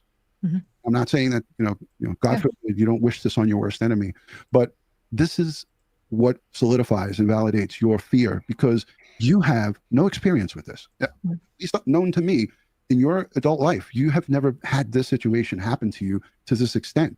And Never. people are trying to, downplay your reaction to this. And I say this to you, ladies and gentlemen, how dare you even try to put yourselves in this woman's shoes? I wouldn't dare Thank you, do it Marie. because none of you know the fear that her and Grayson and her husband have On experienced. Prime And how dare Crime. you go and say, well, she's making more out of this than that. You have no idea. She has a small son. She has a young son at home. And she's a protective mother. So to have people say the nasty things that they're saying, Fake socks account. Look at her profile picture. Look up here on the top of the screen. Look at her. Christina's fucking legs in leggings. I cannot. do the nasty things that they're doing online, those are the people who I want to be over here and they could stay over there. I don't want to be anywhere near somebody like that. And Ed, I know you feel the same way. 100%. If you come to this channel, you're here to be educated. You're here to get our personal experience and our training, our certification, and how we see things with these true crime cases that we highlight here. Okay. Oh my God. Eric, your profile picture is terrifying, dude. Fucking terrifying. Oh, I'm signed in under, I'm in here under I'm on my other account, I guess. That's why that's coming up in chat. Sorry. And we support the victims. Okay. And anything else other than that, if then you shouldn't be here. Okay. You don't have to agree with us, but we be respectful to each other. You have. Guess what? You have a public YouTube channel. If you want your echo chamber, put it on do a members only and shut the fuck up. You listen to what we have to say, whether you agree with us or disagree with it, that's fine. Just be respectful. You can agree to disagree. There's no reason that we have to go down into the gutter and start slamming each other and calling each other names and trying to personally attack each other and get all defensive and so forth and toxic. There's no reason for any of that. Yeah, if you don't like somebody, there's so many other people that you can go and watch. If you don't like Lauren, don't watch her. And I'm okay if you don't like me. And I'm okay. Who got a Tesla for Christmas? That's like Chris McDonough showing off his Airstream trailer from all his big YouTube money on Summer Wells. Yeah, this live was 9 p.m. last night. Okay if you think I'm annoying. Okay if people think I'm a bitch. It's okay. Just go leave me alone. Yeah. Yeah. And really that's what this boils down to. And look, I have a whole bunch of other questions. I think, we covered a lot here, but if you don't mind, Lauren, I'd like to go to our channel members. Some of the folks who are loyal Crime Time with Duty Ron and Ed Wallace subscribers and subscribers of the channel. If you have any questions, Lauren, I think you had agreed that we would ask some audience questions. Well, hey, Wicked West's husband. It's because your husband's smart. He knows bullshit when he sees it. And if there's anything that we didn't get to here, because I know we were kind of all over the place, and I want to say that Megan Connor, I know she's a friend of yours. It's Lori Shallow Vallow Daybell's cousin. It's Lori Shallow Vallow. How old are you? So you're professional, right? We're supposed to take you serious, and you call Lori Shallow Vallow Daybell. Oh yeah, we got another one coming out of the woodwork to defend you. Lori Vallow Daybell's cousin. The fuck? Why don't these Lori Vallow's family take a seat? My goodness. Anything that we didn't get to here, because I know we were kind of all over the place, and I want to say that Megan Connor, I know she's a friend of yours. It's Lori Shallow Vallow Daybell's cousin, a great friend. She did a live stream before this, an hour, and oh my God, I was listening to it while I was preparing here in the studio, and Megan, I don't know if she's here in the chat, but she really, if you want to listen to a breakdown, Megan took that 9 hours that you did and broke it down into an hour-long session. She did a fantastic job. And I didn't know she did that. I didn't know she did that. Wow. Yeah. I'm going to link it in the description. I'm also a channel member of hers and yours, Lauren. So let's go hashtag great. Lauren, or just let's make it easy. Yeah. Hashtag HTC with hashtag Lauren, hashtag HTC. Your question. Let's keep it on topic. Let's be respectful, and I'll ask the questions. Great. And I have a question for you again too. You'll ask me, and I have questions also. Like I said, I really do want to ask you questions. You said you saw. You said you saw her on my channel previously. She was at another trial where I was sort of getting to know. Are they in the green room? Did Ed and Duty go back to the green room while she had her little focal point here? And you pointed some things out, Ron, and I was wondering if you'd be willing to just, like, from your assessment in law enforcement, or what, I don't know, or what you saw more on the accounts, or what your thoughts are. I don't know though what you're allowed to say or not. Yeah, no, I can say whatever. I can say anything. So I because I listened to your 9 hours in 5 different sessions. I picked up that you shared some important dates, and I think one of those dates was like July 10th or something like that. And it was where you were at the Alec Baldwin trial, and Christina came up to you, I believe, while you were there, and she put her arm around you, and she said, like, I'm here for you. I went to CrimeCon because you couldn't go, to represent you, and then you stopped her and you were like, yeah, I had a free ticket and I gave it to you. Just everything about that initial, for me, engagement, when I looked at her, I knew nothing about this whole history, because at that point it was, I think it's 2 or 3 hour mark of your video. Yeah. It was in between that first setting that I was listening to, the piece that I was listening to. And when I watched her, just something about her was just like very, I, as a law enforcement professional, I was just like, ugh, it just icked me out. Like, I don't know. As a law enforcement professional, it icked me out. You did, Pines. You're going to have to debrief me. Oh, yeah, he's pissed at the chat. These guys are man babies. They're man babies. Sue me. Duty Ron, you're a man baby. My professional opinion was something was icky.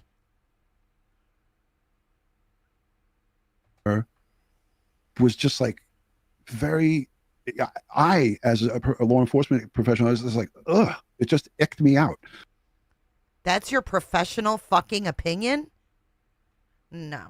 Did you guys, I ask again, Duty Ron and Ed, did you read the fucking police report? That would have been numero motherfucking uno. Read the police report. Nothing in the police report said anything about ick. That is embarrassing. This is embarrassing. God. So untruthful, man. Just something about her was just like very, I, as a law enforcement professional, I was just like, ugh, it just icked me out. Like, I don't know what it was. And I could play it because I saved it here. But it was just something about the way she was putting her arm around you. And I don't know if that was the first time you met her or if it was your initial engagement with her. It just kind of was creepy, you know, like it just didn't seem natural. It just seemed really like weird. Yeah. Oh yeah, he wants to sniff him for sure, Kurt. You got that? You got that feeling too? You got that feeling too? Both of them. They're smitten by this middle-aged woman giving them attention. It seemed like really weird. Is that what you wrote in police reports? Like, oh my God, it icked me out and it seemed really weird when I arrived on the scene. My fucking God. So fake. And one of them is, why do you think they were doing this? This is interesting. This is from a police officer in Aurora. So the second night when the Aurora police said to us, go look in the bar to make sure she's not there. Tell us if she is. We were again given that order by police after the Clue Awards. And then we saw her, and so we said, yeah, she's there. And they said, okay, well, we're going to go ask her to leave so you can go in. And we ended up actually having to wait for 45 minutes before we could go into the bar. I'd be really interested what that body cam footage looks like. I don't know. But so from this, I understand she called the police 2 nights in a row at CrimeCon. Hold on. A bar to make sure she's not there. Tell us if she is. We were again given that order by police after the Clue Awards.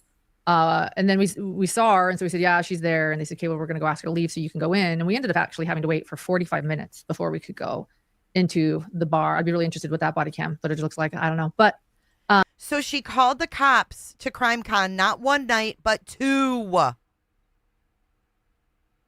Oh my God. No wonder. Hold on. I want to hear that again. So fake. And one of them is, why do you think they were doing this? This is interesting. This is from a police officer in Aurora. So the second night when the Aurora police said to us, go look in the bar to make sure she's not there. Tell us if she is. We were again given that order by police after the Clue Awards. We were given that order by the police after the Clue Awards. In other words, you called the police. Oh my God. And Law and Crime saw this whole thing. On Prime Crime. That's why they wanted to film your fucking ass. Because they wanted to get the other side out there, in my opinion. And then we saw her, and so we said, yeah. Oh, we saw her. Grayson? You mean you sent Grayson in there to go see if your stalker was in the bar while the cops waited for Grayson to go look and make sure the coast was clear? And that order by... Can you imagine the cops being called to CrimeCon? She made CrimeCon a fucking joke. And none of these people wanted to be associated with it. Who can blame them? Police after the Clue Awards. And then we saw her, and so we said, yeah, she's there. And they said, okay, well, we're going to go ask her to leave so you can go in. And we ended up actually having to wait for 45 minutes before we could go into the bar. I'd be really interested. Why'd you have to wait 45 minutes? I'd be really interested to see what the body cam. She's going to tell us she has it. Listen. What that body cam footage looks like. I don't know. But Okay, so keep that in mind. She says, I'd be curious what that body cam footage looks like. I don't know. Keep that in the back of your mind. When the police officer came back out and said, okay, it's safe, you guys can go in, because it had taken so long, I did say to the police officer, I said, just from your standpoint, like, I don't know what happened down there, but like, what's their argument? Like, can you tell me why they're doing this, or why they're saying they're doing this? Like, because and his response was, it sounds like they were riding your coattails and you cut the coattails. Yeah, that sounds about as believable as a cop saying that he detected the ick. As a professional law enforcement officer, he detected the ick. Oh, you cut the coattails. That was his response to me after spending 45 minutes downstairs. So I just thought that was interesting. I haven't seen that body cam footage. I don't know what it is. But Okay, I haven't seen that body cam footage. I don't know what it is. Something I'll share. I didn't share that. But it's something I'll share. What? More lies. This girl can't stop. On Prime Crime. I don't know. I don't know what's in it. I haven't seen it. But it's something I'll share. I didn't share that in the live. Okay. Okay. Gotcha. Because and his response was, it sounds like they were riding your coattails and you cut the coattails. No, I wish I had it. To me after spending 45 minutes downstairs. So I just thought that was interesting. I haven't seen that body cam footage. I don't know what it is, but it's something I'll share. I didn't share that on my 9-hour live. Yeah, no, I mean, but it's something she'll share. Oh, but she hasn't seen it and she doesn't know what's in it, right? Listen.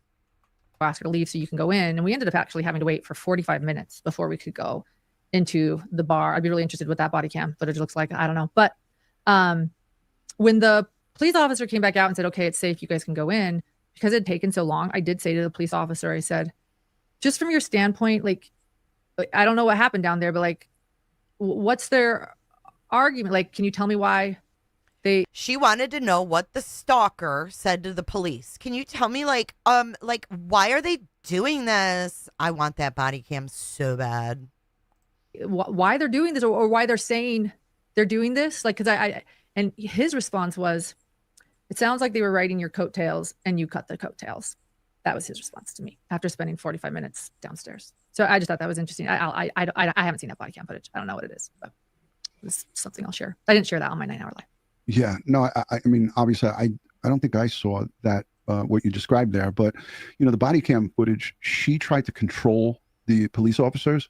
Mm-hmm. There was 2 of them there, and she kept cutting them off and was trying to tell them, like, what, you know, like they were trying to give her instructions, and she just kept cutting them off. Yes, I know. Yes, I have a picture of it on my phone, like admitting that she knew, like Ed said, he pointed it out. She knew that this order was in place, but yet still took it upon herself to go there. If you're a law-abiding citizen, you're like, oh, hell no, I'm not going to, oh, there's a puppy. This is giving me some therapy right now. So yes. This is Grayson's dog. And I have reason to believe, and this is only my opinion, that she is in a hotel and Grayson's dog was not supposed to come in the room, because this is, in my opinion, this is me. I think this is fake. I don't think the dog was supposed to get in there, and I think the dog got in the room. Okay? Watch the body language in the dog. She's been here the whole time, but she just made an appearance. Good. But yeah, so she basically was saying to those officers, it's like, I know that I'm not supposed to be here, but I'm here. And I bought my ticket in June or whenever, she said, like way in the past. And my friend's here, and she was like fake crying, like trying to give that fake that she was upset. She was upset that she was busted. She was upset that they were telling her, you can't come in. You got to go back to the hotel. And that really got her. What's with the no shoes? Yeah. I don't know. This was a question. What's with the no shoes? Who goes and walks around a convention hall for a conference with no shoes? I don't know. And honestly, I was actually very scared to, you can see in the photo, like I was sitting at a table, a high top table. I'd been there for a while, and I knew that she was there. People were telling me she's there. And I looked and I saw, I was like, oh my gosh, she's there. I actually wasn't about to get up because I was just like, why is she here?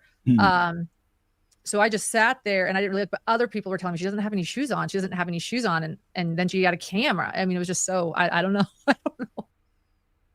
Why are you laughing? I thought you were fucking scared.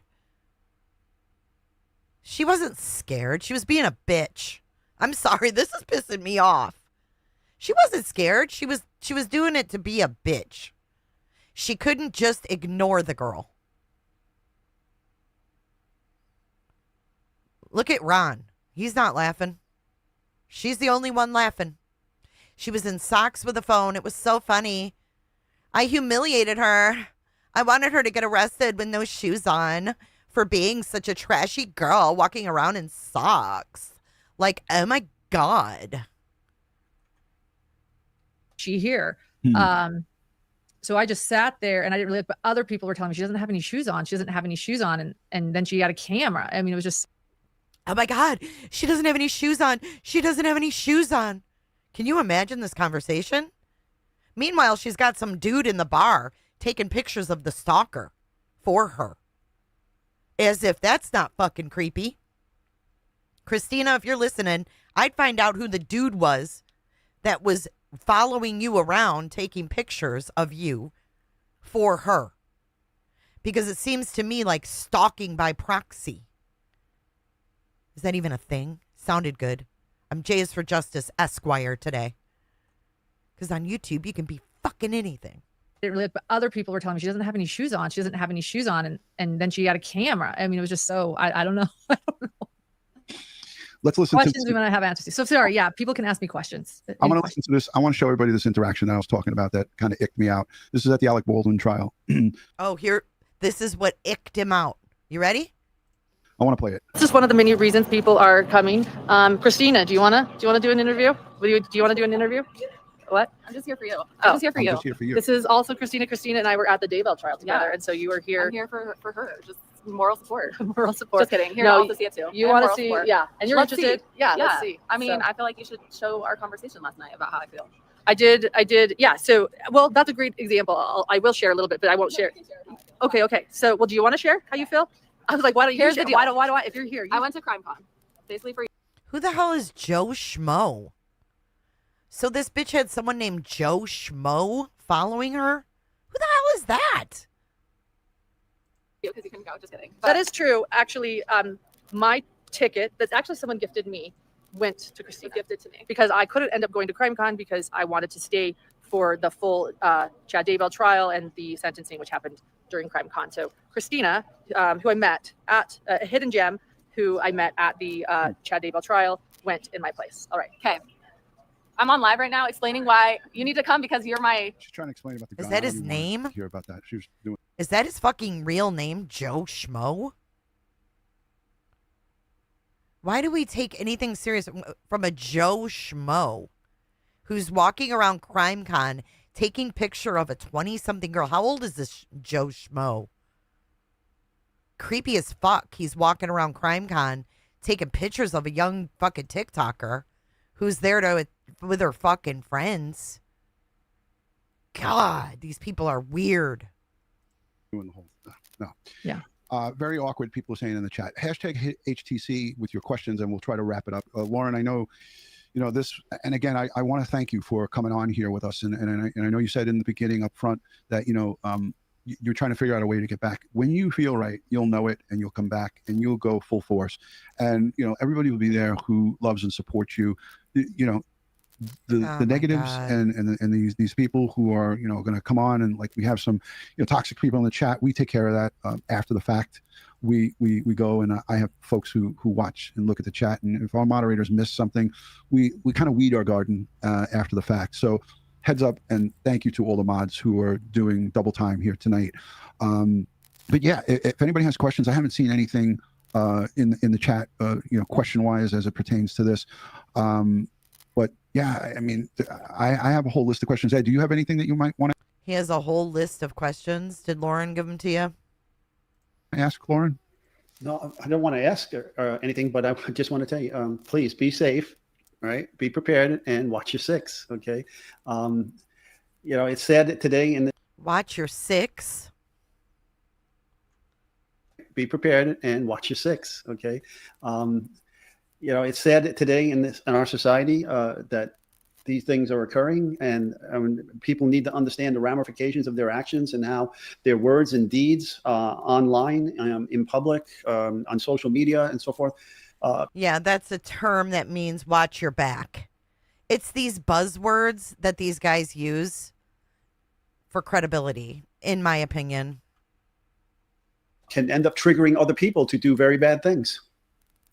Thank you for saying that again. I don't know why you would say to a middle-aged woman, watch your six, but okay. You're cool. You're cool, dude. And deeds. The buzzword just solidified it for me. Online, in public, on social media, and so forth, can end up triggering other people to do very bad things. Thank you for saying that again. That's important too. I think maybe that was something I didn't emphasize enough on my live, is it wasn't just what I felt was threatening from her. And again, feeling threatened is an emotion, whether you think she was or wasn't. I felt threatened. I still feel threatened. I currently feel threatened. But when somebody's also reaching out and instigating more people to be upset at you, it gets even scarier, because what if the threat ends up not being her, but a person from my past that I've been trying to stay away from, and she contacts them and riles them up. And I've now learned from multiple people through a police report. So that false police report, I actually learned that she reached out to my ex-contractor from Lori Hellis. Oh, why don't you tell what else was in that police report? The fact that you gave people your fucking password. How about that? Look at who's pinned. Duty Ron is classy. He runs with all the classy folks. Guilty of crime. The one who messages with Stephen Stearns in prison. Stephen Stearns is a pedophile who murdered a 13-year-old girl. She messages with him because they're convinced the mom needs to be arrested too. So they're messaging with Stephen Stearns, letting him blame the mom.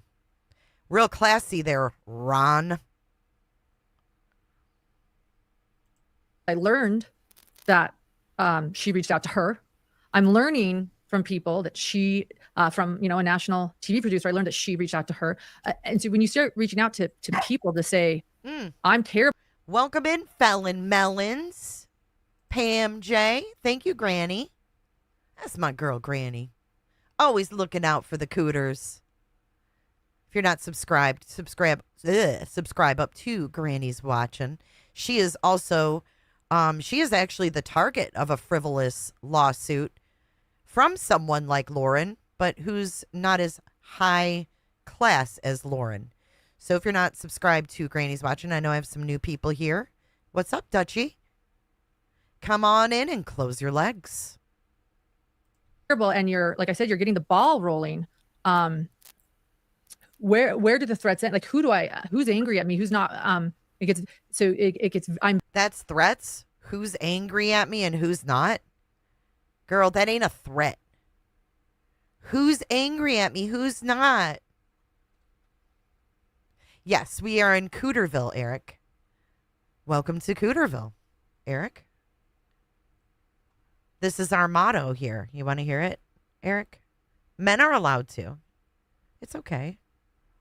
She says, welcome to Cooterville. Everybody close your legs. Everybody coming in, close your legs. Close your legs. Where do the threats end? Like, who's angry at me? Who's not? I'm very scared. I am still very scared. Yeah. And why does your husband have to be brought into this? That's the crazy part of it. Like, why does your husband have to be brought into it? Why are we even talking about him? Where is he? Why ain't he sitting by your side with his arm around you, showing the world that he backs you up, that he knows that you didn't do these things, that he knows you're innocent of everything they're saying? Seems to me she's the one that put him in front of the camera.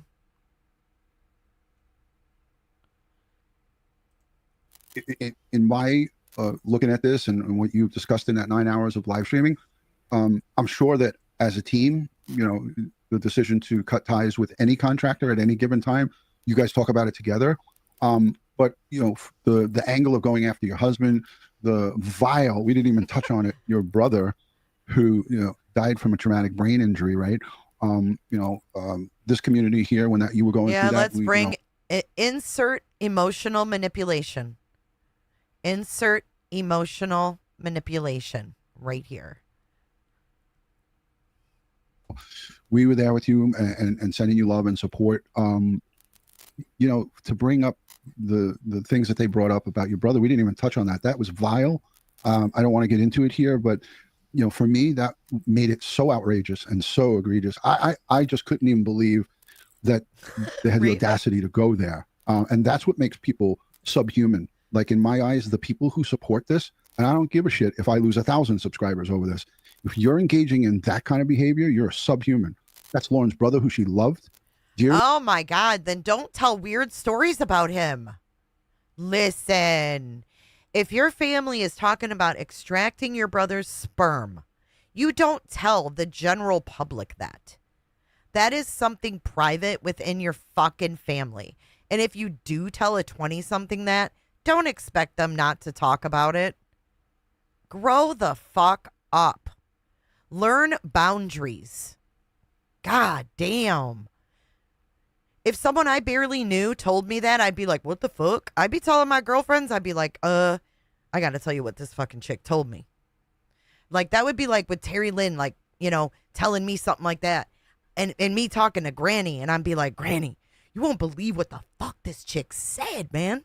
She said they were gonna extract sperm from her brother. Like, what the fuck? It happens. Don't share those things. 20-somethings aren't mature enough to handle weird things like that. Stop it.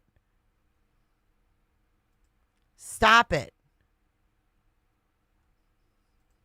Who died from an ATV accident and a traumatic brain injury over a period of time.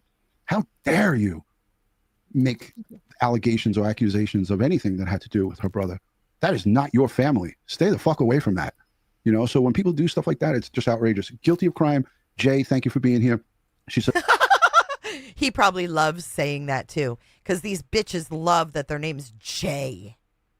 Jay, thank you for being here. There's only one Jay on this true crime platform, and that's Jay. And it's justice if you're nasty. Says hashtag Lauren, what's next for you? Will you refile? A valid question and a good one. To be determined. I know that both of you have shared with me what you think I should do. Yeah, I might. But I might take a different approach this time. Maybe federal. I don't know. We'll see. Awesome. Thank you for answering that. Mick Spunky's cousin. Oh yeah, Mick Spunky came out in her defense too. Don't forget that. Someone named Mick Spunky. Federal. Thank you for answering that. Did you hear that? I might. But I might take a different approach this time. Maybe federal. I don't know. She gonna go federal. Mick Spunky is someone who goes into Vinnie Politan's, and I know he goes into hers. There's like this network of YouTubers. It's wild, right? Do you guys remember Mike King from the Profiling Evil? Oh, he's in Web Sleuths too, yeah. Mick Spunky.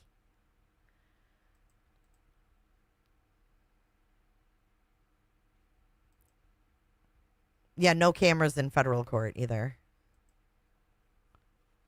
Wait, what were we just talking? Who were we just talking about? The hidden gem. Oh, is he a mod there?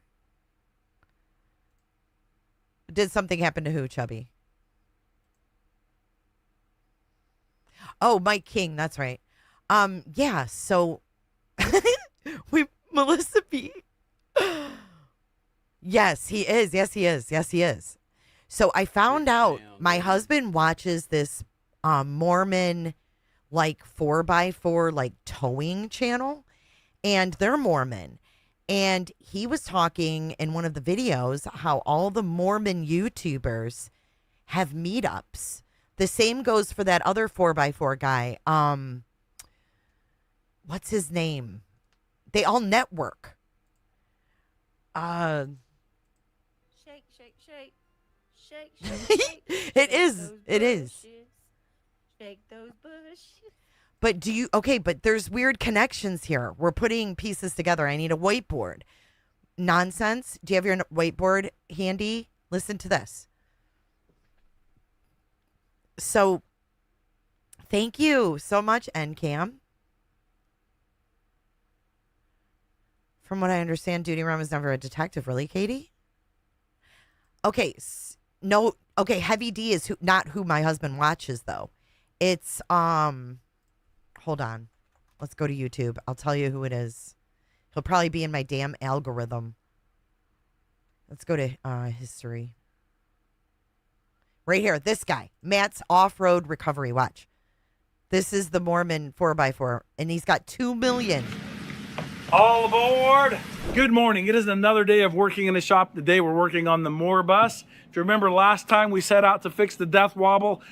So when he first started watching this, this is the guy who talked about the LDS YouTubers, and they all get together.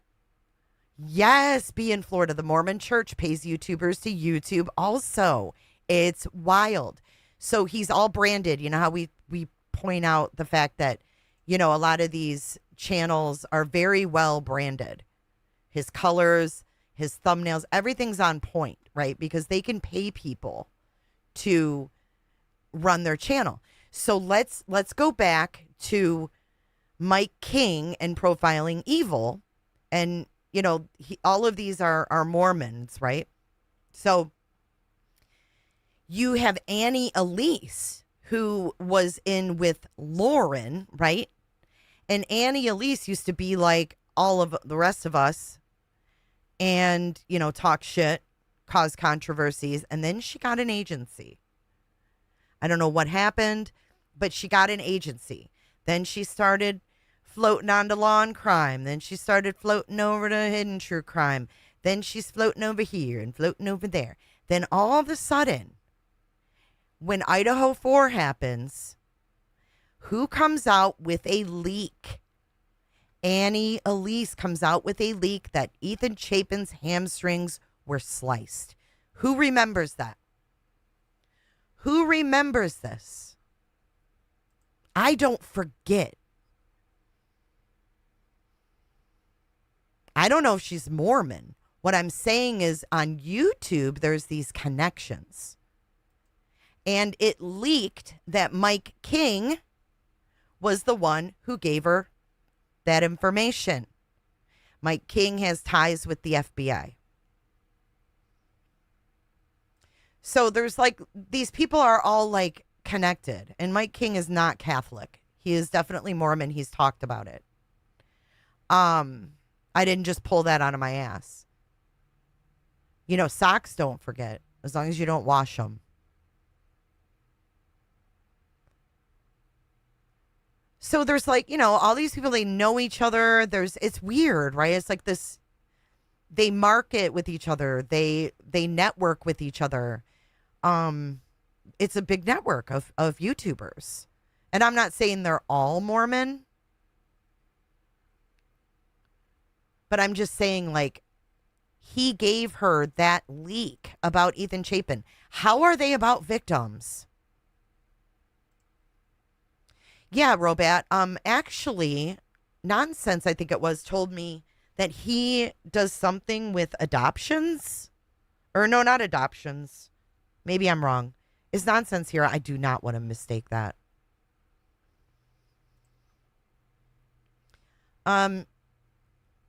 No, she pays for her fame, Melissa from Montana. She hired an agency to do the work for her. To me, that's not an artist. An artist, and that's just my take.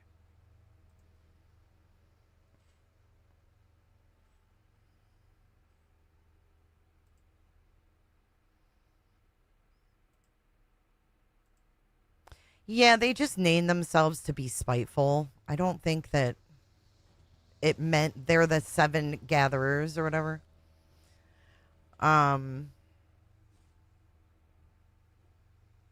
Yeah, it's just crazy. It's just, I don't know. I don't know why Annie took, I don't know. I don't know who's Mormon, who's not. That's what it is. Thank you, Nonsense. Mike King is involved with the Children's Justice Center in Utah. So that must be like the juvie, the vulnerable kids that are in juvie and like have bad parents and stuff. Is that what that is?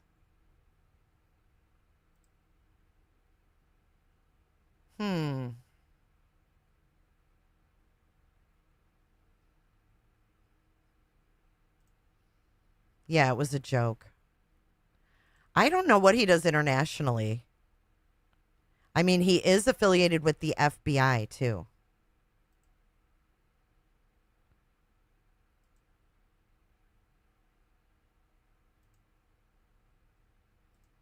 I don't know. I just always thought that was odd. And then when I heard him talk about the meetups, I'm like, wow, they really network and go deep. It's not just like each family, like family vlogger has their own YouTube. It's like they're part of something bigger. You know what I mean?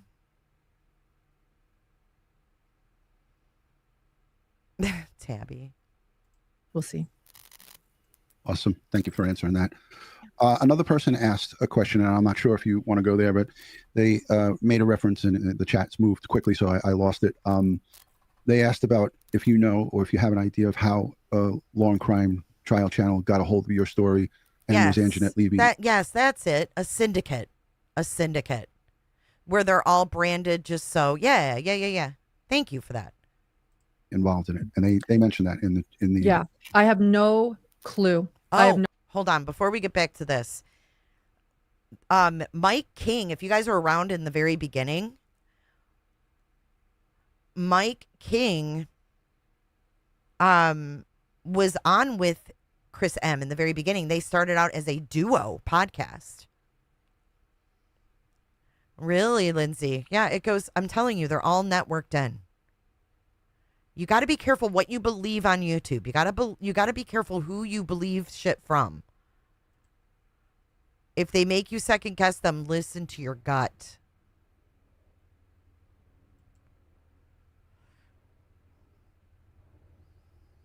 Yeah, they were together, and I don't know what made them separate or if they ever said why they separated.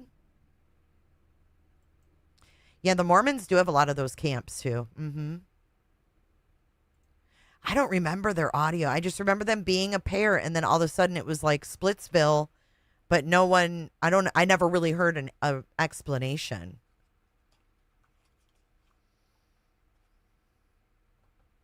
They never did publicly say.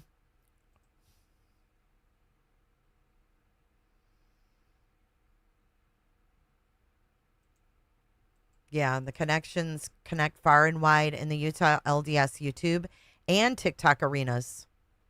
I don't think Chris McDonough, I don't think is Mormon. And that's been something that's been discussed too, Speakeasy. Like, people are saying, no, she's not. Yes, she is. And it's like, why is that such a question mark? I don't understand that. Why aren't we like set on whether she is or isn't? Yeah, CH, it's frightening. No clue. I know that people have brought up that one creator named Lori Ellis shared that she was with my stalker, and Anjanette Levy was there. I don't even know if Anjanette Levy was talking to them, though. So I don't want to pull her into this. I don't know. Maybe she was standing up for me. I don't know. All I know is that allegedly the three of them were together at CrimeCon. Maybe she was standing up for me. Why would she have to do either? Anjanette is professional. She probably just sat there and observed and came to her own conclusion. I like Anjanette Levy. I think she has always shown a professional side. I don't think she would ever do this. And Anjanette Levy was there. I don't even know if Anjanette Levy was talking to them, though. So I don't want to pull her into this. I don't know. Maybe she was standing up for me. I don't know. All I know is that allegedly the three of them were together at CrimeCon when my stalker was asked to leave the second night after the Clue Awards. Not the night that the photo was taken, but the next night. Got it. I think I saw Megan Connor in the chat. Megan, do you have anything? Okay, Megan Connor, Lori Daybell's cousin. Oh, I think we're going to take her question. I saw several people super chat questions that were not ridiculous. Because I actually invited her to come on, but she was doing the live stream before this. So maybe you know how that goes. You get kind of talked out. when you do a live stream before. So I had invited her to come up and maybe come on and give a little bit of her, because she said she was there on with some of the stuff that you went through with you during some things she mentioned to me, because her and I talk as well. So Megan said, you know, I was there to witness some of this stuff. So Her and I talk as well. Imagine that.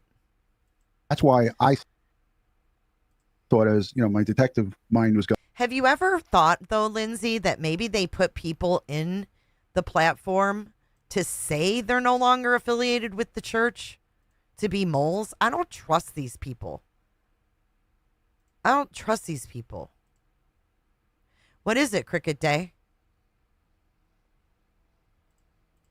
Going, I was like, well, this is good, because this is somebody who's a third party that, you know, yes, she's one of your friends, but you met her through this business. She's not somebody who's been your childhood friend. Right. What does that have anything to do with it? And I thought that she would be good to give our listening audience a little bit of insight to what she saw. You have to go through it, but being that she can't come on, what was she there for? What did Megan see? You know, I don't want to speak for her. Actually, I didn't know she was going live, and I don't know what she said on her live. I think she met my ex-contractor, producer. And so I assume she has thoughts from that. And then Megan was a support while I was starting to sort of realize that I was being sort of shunned, like something was going on. Shunned. I was feeling shunned. That's not a threat. Thank you, Tabby. I'll check my email. The Whisper campaign, she was around during that and really angry. And so she was noticing it. And feeling the effects of it a little bit too. Is odd. There was sort of like this partisan, I don't know, it was weird. And so I think she saw that happening, and she saw the fear in as it began, because it was at when everything sort of started. It was at one of the Lori Scorpion. I don't know who she works for. That I don't know. Daybell trials. And so God, Lori Daybell. Fuck. Began because it was at when everything sort of started. It was at one of the Lori Daybell trials. And so she was present, and I think she felt and saw my fear. And I had mentioned getting a threatening voicemail, and it started to snowball really fast when it started. It was starting to get really scary, just like as things were, you know, and I didn't know what was going on. And I think that Megan probably saw a lot of that happening. And, you know, someone else that did was Susan Hendricks. Like, she was there from the beginning too, and like saw sort of like the shift of everything, what was happening, and how it's honestly never been the same since. It just, you know, it just keeps getting worse. It's sort of like, just ignore it. We're good. You get over it. But it has gone on for months and months and months. The problem, the danger, and Ed, I know you can jump in on. Me too, Lucid. Have you seen Unknown Number? Yikes. And her and Grayson talked about Unknown Number in their Patreon. Yikes. The danger in ignoring something like this is it doesn't go away. It just snowballs. And thank you, when third you girl. ignore somebody like this, they go next levels. It just continues on until they can get a response from you. So going the law enforcement route was the proper route to go, and getting representation. So quick pat on the back from us, from, you know, retired law enforcement. Anybody that's out there, if somebody is making you feel uncomfortable, no matter what it is, it doesn't matter what level it is. If you're just causing your day-to-day to be impacted, and you are afraid to go outside and so forth, you have to document that, because without paper, without it being documented and a report being done, then it's your word against theirs, you know. And you have to screenshot and save everything. I know you and Grayson are doing. I don't know, Julie. Did you hear Duty Ron say, as his professional law enforcement opinion, he got the ick? I've never seen that in a police report. Shout out to Grayson for being a good support system for you. Okay, shame on you, Duty Ron. I assume he's a father. I think he has kids that are grown. Shout out to Grayson for being a good support system. Grayson needs to go home. Grayson is not a support system. She's their fucking employee. And Lauren's looking at her right now.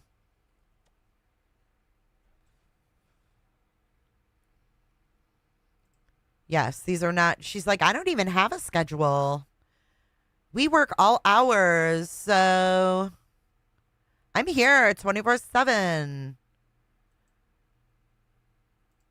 And she's going through it as well. I don't want to leave her out of it. And Dr. John, they're, all three of you guys and the extended family are all. Yeah, but what she fails to remember is that she went on a Patreon live with Dr. John. And guess what, folks? She had the same background that she had in the 9-hour live where she was in the fucking hotel. But you wouldn't know that unless you paid. She didn't have the orange couch.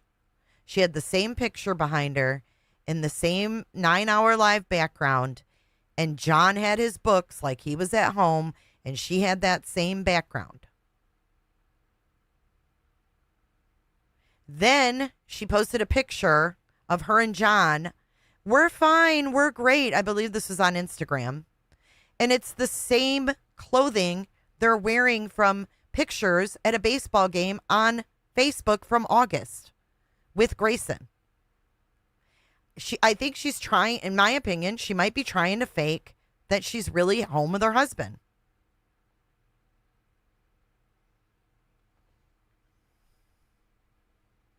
And I'm not saying this is all based on LDS. I'm saying there's YouTubers that have connections because I don't know Ron's religious affiliation. I'm saying my husband's channel that he watches said that the LDS YouTubers, family vloggers, network and get together.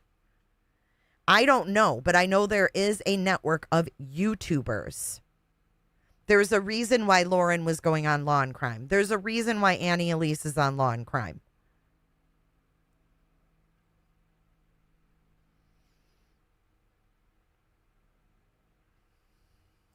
Victims here as it pertains to this. And again, good people don't do this. This is not behavior of good human beings. So I want to know. Go ahead. It's not normal. And when you said, guess what? I'm Catholic too. And it's not a network of religions, guys. Stop.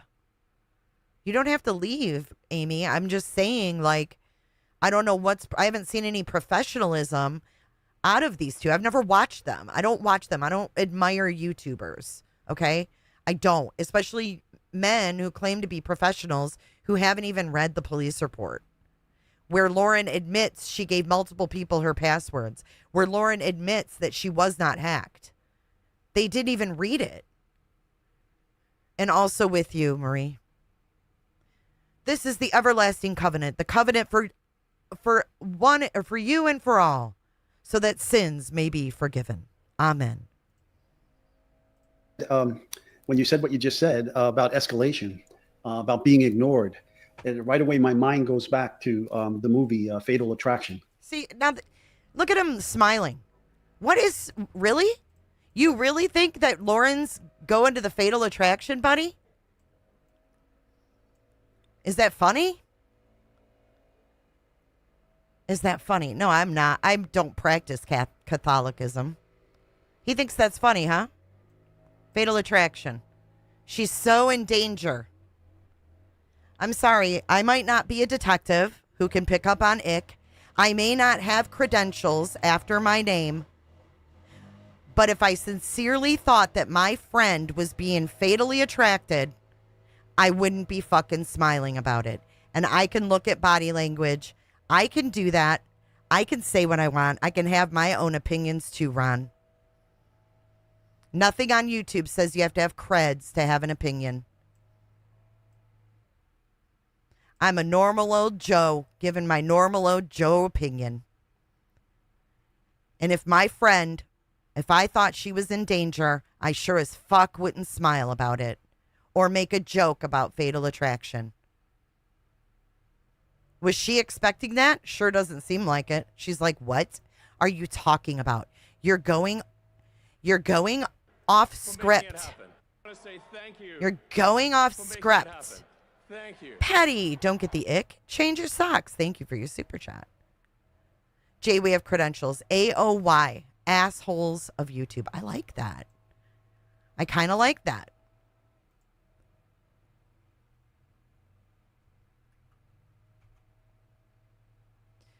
My super chat question doesn't fit. Thank you, Cricket Day.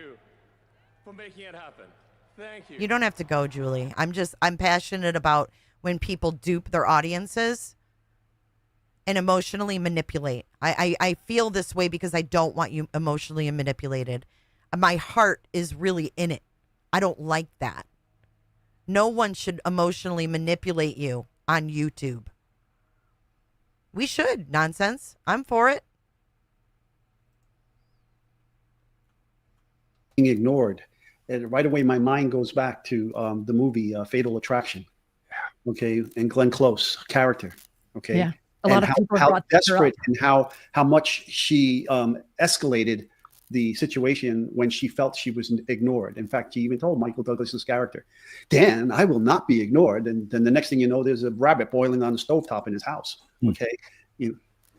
Yeah, people have brought that particular scene up with the rabbit. Exactly. And that was an interesting moment.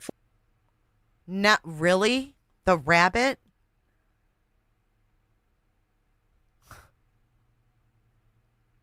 What a funny guy. Oh, Michael Douglas's character.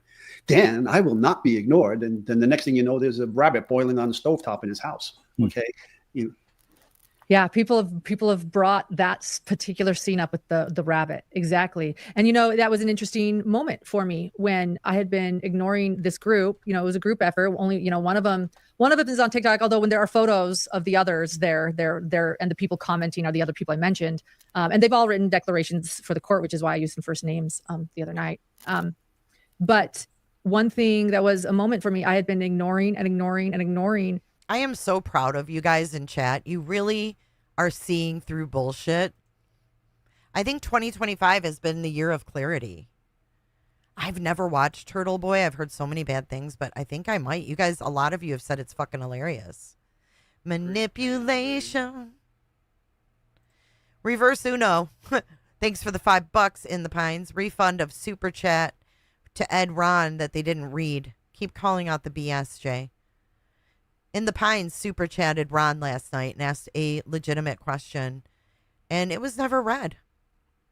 It was never read. Yeah, it's gross, Lana. It's so gross. Slandering a woman half their age without even looking at a police report. And when they came up to my dinner table in Boise, this group of women, the most interesting thing I think I recorded was they said, quit acting like nothing's wrong.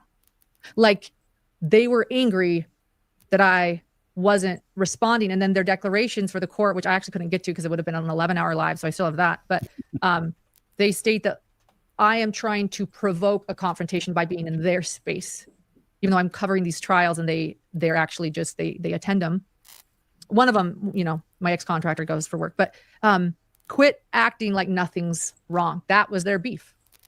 And that I had sent one of their friends, an ex-contractor, a cease and desist, which has nothing to do with them. And it's, business is business. I'm sure you've sent them before too. Yes. Yes. So. There's different levels to this and no two are the same. But again, I showed the most extreme version of it. And I thought it was important to put that out there as a PSA and also to anybody, whether you're a creator or just someone who has an online presence. If you're being harassed, stalked, or, annoyed in your daily life with text messaging, messages through social media, save them, report them. Don't ever just say, oh. I mean, you may not like his personality, but if he's truthful, that says a lot. I don't know if he is or not, but there's something to be said for, truth. This, I don't know. He's lost it. This is just some crazy. This is some childish bullshit. Yes. Yeah, you can't just ignore it. A threat is a threat. We're living in a different day and age, and look at what we have. We have people getting shot in the neck for voicing their opinions my God. utilizing their freedom of speech.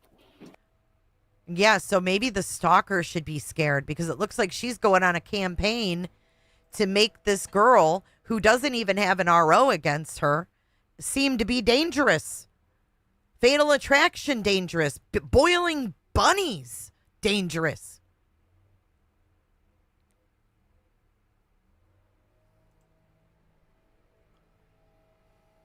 Threat is a threat. We're living in a different day and age, and look at what we have. We have people getting shot in the neck for voicing their opinions and utilizing their freedom of speech. Wow, what a dumbass. Sorry, dumbass. If I was the stalker, I'd be afraid. And I hate even calling her stalker. I'm going to start calling her Christina. Because that's fucking weird, man.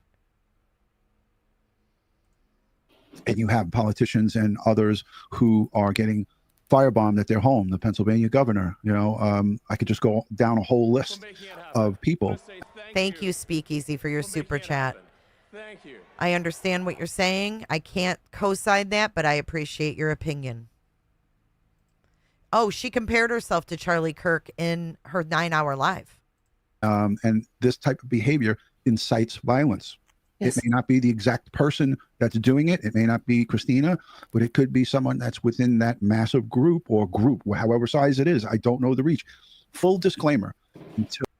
It doesn't know who cares? You have a reach of 536,000 subscribers, Duty Ron. You're dangerous with your reach. How irresponsible. Bronco puppy, I think you're right. I think it's too late, though. She tried to clean up herself. Till the 15th, when Lauren did this video, I knew none of these names on this list. I don't know Christina. I don't know Lindsay. I don't know Lori Hellis. I don't know Janice. I don't know who the hell these people are. Then you shouldn't be saying they'd boil rabbits. You shouldn't be saying any of the things you're saying because you don't know. You didn't even read the police report. But I did come to look at Christina and her activity, and it was not normal. This is not someone who's been fired from a job or dismissed from, being a general contractor. Many people hire you and fire you as business moves in different directions. Just take it and move on to your next. That's what Lauren should have done. Moved on. Turn your head. Keep it moving, lady. That's what I learned in my professional career. Keep it fucking moving. Thank you. And thank you, Kels. These people are just a bunch of hypocrites. You bitch. Thank you. Come and just leave the people alone. So I want to just end by saying, Lauren, I support and we stand in solidarity with you and your husband and your family. Anything we could do as far as advice or anything. Lori, that is not professional or impeccable to go against morals and ethics to defriend a friend who did wrong on her own only to do cleanup. I'm sorry, but to me, that's not impeccable. And they're not on duty right now. They're on YouTube. Big difference. You always have my platform. You have a huge platform as well, and a lot of great true crime gems there over at Hidden True Crime. During the Richard Allen trial, it was great collaborating with you, and we look forward to doing it in the future. But you have my number, you have Ed's number. You could reach out to us at any time. For those of you who disagree, it's always okay to disagree. It is. It is okay to disagree and to not like me. That's okay. I'm okay with that. But be respectful. Yeah. One thing I want to thank Megan too. I was thinking of the past at the trial. Well, if he still works, he should be very careful talking about girls that are half his age, boiling bunnies and saying that they're a real life threat when he doesn't even know who they are, hasn't watched their videos, nor has he read the police report. To me, that makes it even worse. Trial, but I want to say too, she was with me in the bar that night at CrimeCon.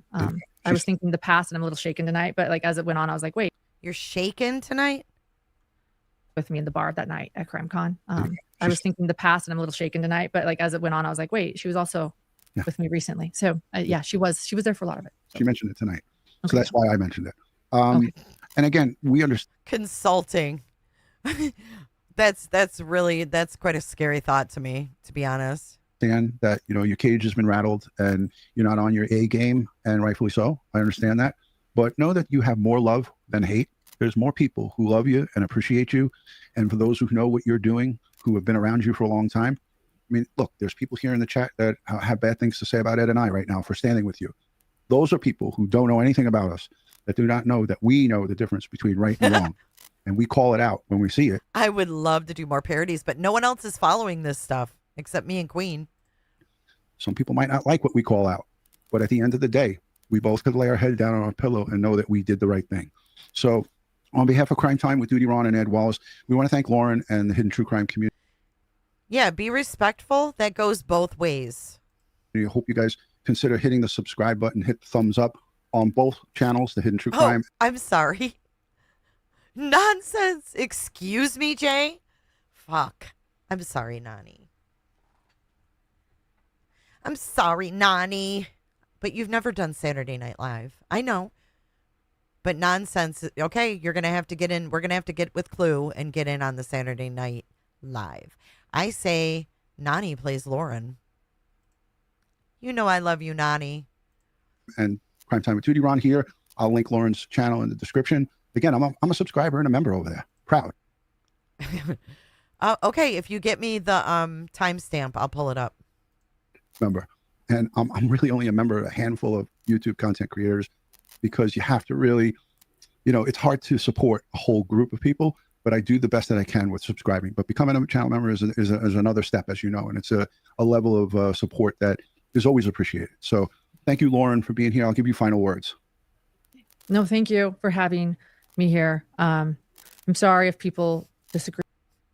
I would love to see it too, Mr. Tomato Head. I'm gonna text Clue today. Today. I can be that lady that BJ randomly pulls up. It's today at the Dollar Central. Today. I'm over here today. And then Clue can play BJ and she can fat laugh and kink. Agree with what I did. But like I said, I'm okay if people disagree, but please let's do it peacefully. And I just, like I said, I want to thank you for being a safe space to jump on. This is my first appearance on YouTube since I did a 9-hour live. And by the way, I never thought that was going to be a 9-hour live. I knew that I was going to get through all the information I needed to get through. So I had the information. I thought it was going to be long. I thought it was going to be 4 hours tops, but it was adrenaline, necessity. And if I was going to do it, I was going to do it right. I was going to be honest. I was going to be vulnerable. I was going to share it. So I just, like I said, I'm going to keep I have to work. This is now my work. And so I will be back, but it was sort of like the aftershocks of doing that live. There was like a lot of this, you said, like necessity and adrenaline and fear and panic. And so I've just been sort of like regrouping. John and I do plan to talk about it further. It may or may not be on YouTube. It might be on Patreon. Like I said, I'm sorry. We feel better behind a paywall. We do. It is what it is. When this happens, that happens. John never sought out to be a part of this, something like this. He just wanted. No, you put him in it. You put him in it. To share his knowledge with the world. Yeah. So, but we'll be back. I actually think he just wanted to share his knowledge with the world. Hold on. When this happens, that happens. John never sought out to be a part of this, something like this. He just wanted to share his knowledge with the world. Yeah. So, Oh, Angel Chips. It does. It does. Fuck. Woo. Truth should be done. We need Truth to watch some Dr. John videos, please. But we'll be back. I actually think I'm going to record an episode tonight. And I do want to encourage our gems to subscribe to you too, because I chose you for a reason. Thank you for being so victim centered. Thank you for being such a dear friend. Thank you for being such good people, both of you. So please, support Duty Ron and his channel. And thank you for supporting us. It means a lot to us. You're very welcome. And it was our honor and our privilege to have you on. And I know that we didn't get to everything because there will always be these unanswered questions. Like, look at this super chat. Carrie Marie, thank you. She said, thoughts on being friends with fans in the future, maybe NDAs for contractors. Yeah, no, that's a great question. So yes, NDAs are now a part of anyone and everyone that works for After us. the fact. Like I said, I actually grew really fast. And I didn't understand. I was too friendly, and being friends with fans in the future. Fans. That actually is She a part. fan. She a fan. She Sort a of talk about that on my fan. live because it breaks my heart, because I love people. I love people's stories. I love talking to people. I love meeting fans at trials. I went to CrimeCon for many reasons and for work, but also to meet many fans of the podcast who requested I be there and who I had merchandise for to give out. And I love that because I don't get to meet everyone. And I am afraid that I am a bit changed forever. What's the title of Turtle Boy's stream? And that I don't know if I will ever be that close to, I will continue to look forward to meeting fans, but it has definitely affected me at this time. Yeah, Ed and I were going to. I chose you for a reason. Charlie. I did, but what video is it? From when? I mean, he's got Bus Stop Live, episode 818, and then another Bus Stop Live. Which one is it? She a fan, she a fan, she a fan. 13 hours ago? He's on with other people and shit? Okay, that one. All right, gotcha. Thanks. I was just trying to find the right one. Going to go, and he was supposed to be in Morocco, so we had to cancel. Otherwise, we would have been there. But look, if you haven't changed your mind and you go next year to CrimeCon, we'll get a booth next to each other, and we'll provide free security, Ed and I. So, hey, Trip. But yeah, it changes everything, and there's no doubt that you have to change everything that you're doing now because of this, and that's the world we live in, unfortunately. You know, you can't take this stuff lightly, and when people do take this stuff lightly, sometimes there's an opportunity. So I want to end this on a high note, and I want to thank everybody for being here, the replay viewers, the super chatters. There's so many super chats. I'm going to do another stream again just to thank everybody. But Lauren, I want to thank you, Grayson, your wonderful husband, Dr. John, and the whole Hidden True Crime community for being here and being a part of your live stream and getting some of your questions out. And look, if folks have questions that they forgot to ask, the great part about the comment section is you could leave a comment and we'll answer those questions. If it's something that's pressing, I'll get it over to Lauren and I'll pass it along to Grayson and maybe she can answer them. So on behalf of Crime Time with Duty Ron and Ed Wallace, I want to thank you for being here. Again, sending strength, prayers, and positive vibes to Lauren and her family. They need us now more than ever. Let's stand by them. Let's support them with positive vibes and energy. That's what they need. And anybody who loves and cares for them, that's what you should do. Ed, I know you have something to say at the end of all these things, so let's end it out with Ed Wallace. All right, folks, I want to thank you for spending your valuable time with us here. We know you can get your true crime fix anywhere you like on the internet, but this is a more serious issue than our standard cases that we normally do. And thank you for supporting Lauren.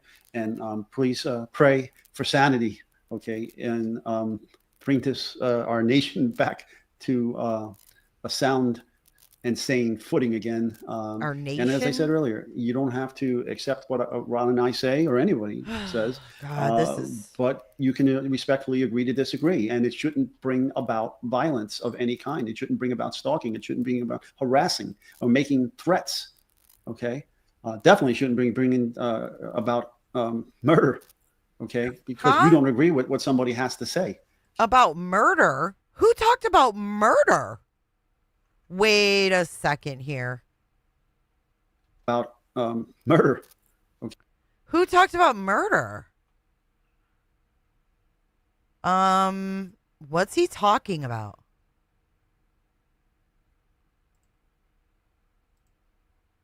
It was bad enough you talked about boiling bunnies.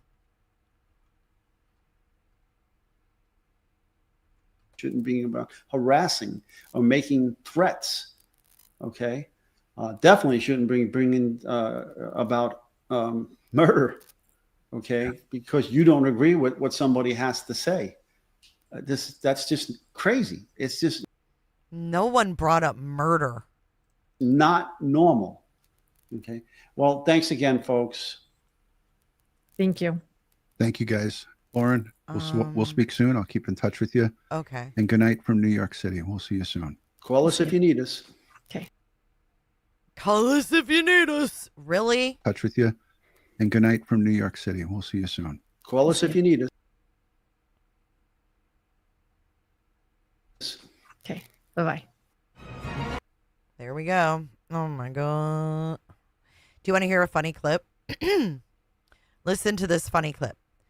This is Jay from Guilty of Crime. This is her covering. I can't pull it up on my computer. And when we're going to watch Turtle Boy, but give me 1 second. I want you to hear this clip. Thank you, Nonsense, for bringing it to my attention. This is Jay, guilty of a crime, covering Lauren, but she's talking about herself. Take a listen to how people are fucking taking this situation and applying it to themselves. Take a listen. I mean, I welcome to, and I probably do need to have security when I go to CrimeCon because I don't know who's gonna pop up there. There's a lot of people that don't like me, and they might pop hurt. They might hurt. I'm welcome to, and I probably do need to have security when I go to CrimeCon because I don't know who's gonna pop up there. There's a lot of people that don't like me. Really? She needs fucking security for CrimeCon. Guilty of a crime. Fuck CrimeCon. Fuck these people.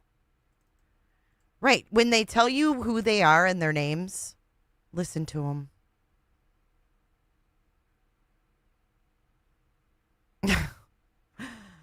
Everybody's a victim. Can we just hand out victim cards, please? Good Lord. All right, now let's get this turtle boy up here. God, the music and the flags and the fucking emblem. Look at the greatest detectives in the world. Crime time. I think all these people belong on Prime Crime. That's what I think. All right, I'm going to play this for you guys. You said 39 minutes.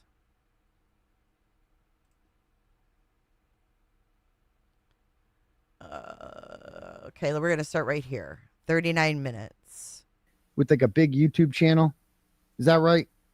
I know David Unetti and them went on there and talked. So Melanie Little supports her and was talking about this. Okay.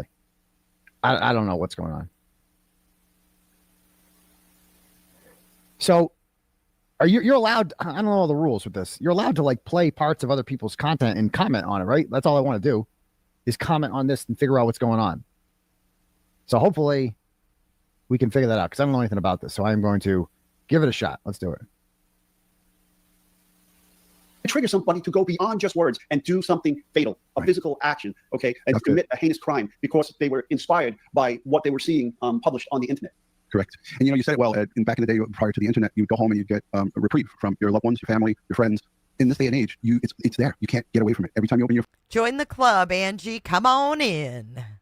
phone up, there's notifications that come up and so forth. But listen, let's grab our good friend Lauren Mathias. Let's let her come in here and let's have a conversation about what she's experienced over the last several months. And I don't even know the exact timeline of how long this has been going on, but let's let her talk to our audience because we do share a lot of similar subscriber base. So a lot of our people follow her and vice versa. Lauren, thank you for coming here and thank you for taking the time out of your family life to come and talk to us about this.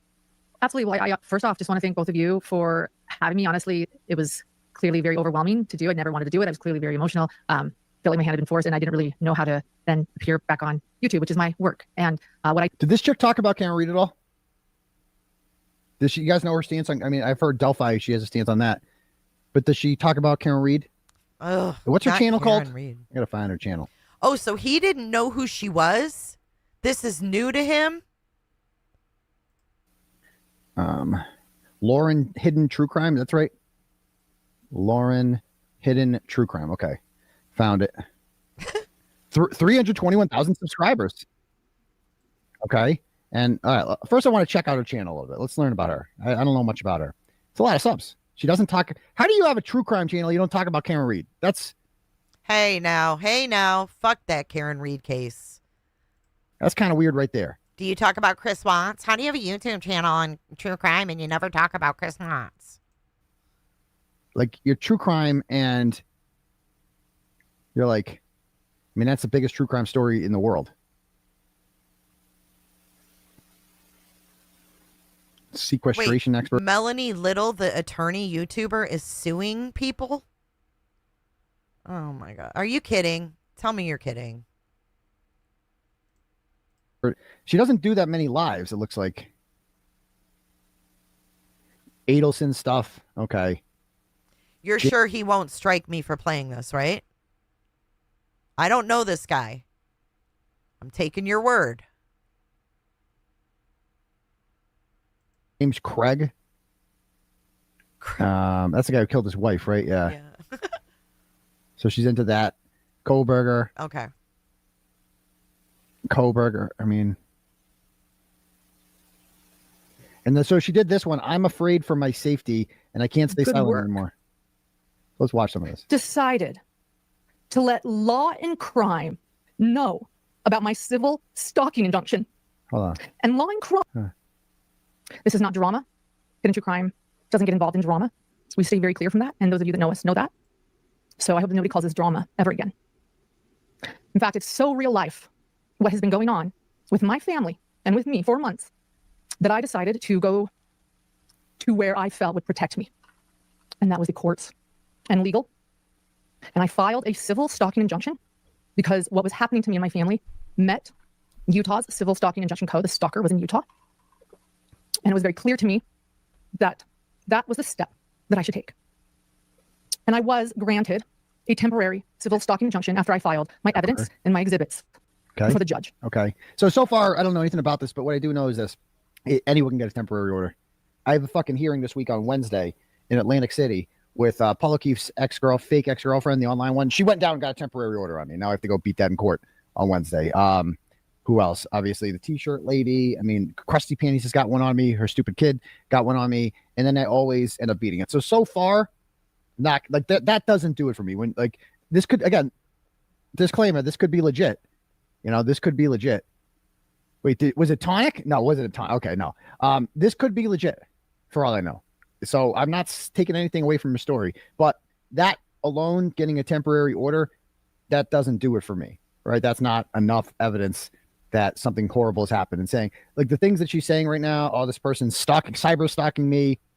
Like, again, it could be legit, but these are things that people say about me, and it's often bullshit. Like, okay, it's hold on. With me. So hold on. I had to get up and get a drink. And who the hell is Krusty Panties? Who are these people that he's talking about? The T-shirt lady, Krusty Panties? What? So with her, maybe it's real. But with me, all I'm hearing so far is the whole thing about like me. Oh, it's my headphones. God almighty. And my family. That's what they always say. Oh, you're coming after my kids. So I'm not putting any semen or doxing your kids. I'm not doing that, you know? So again, could be real. I'm not saying it's not, but so far, need more evidence. That was served. And my stalker was served a temporary civil stalking injunction. Thank God. Okay.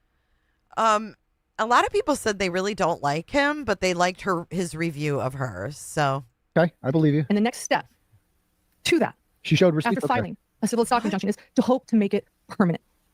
Okay. And that was going to be on Thursday. And then do you know what happened?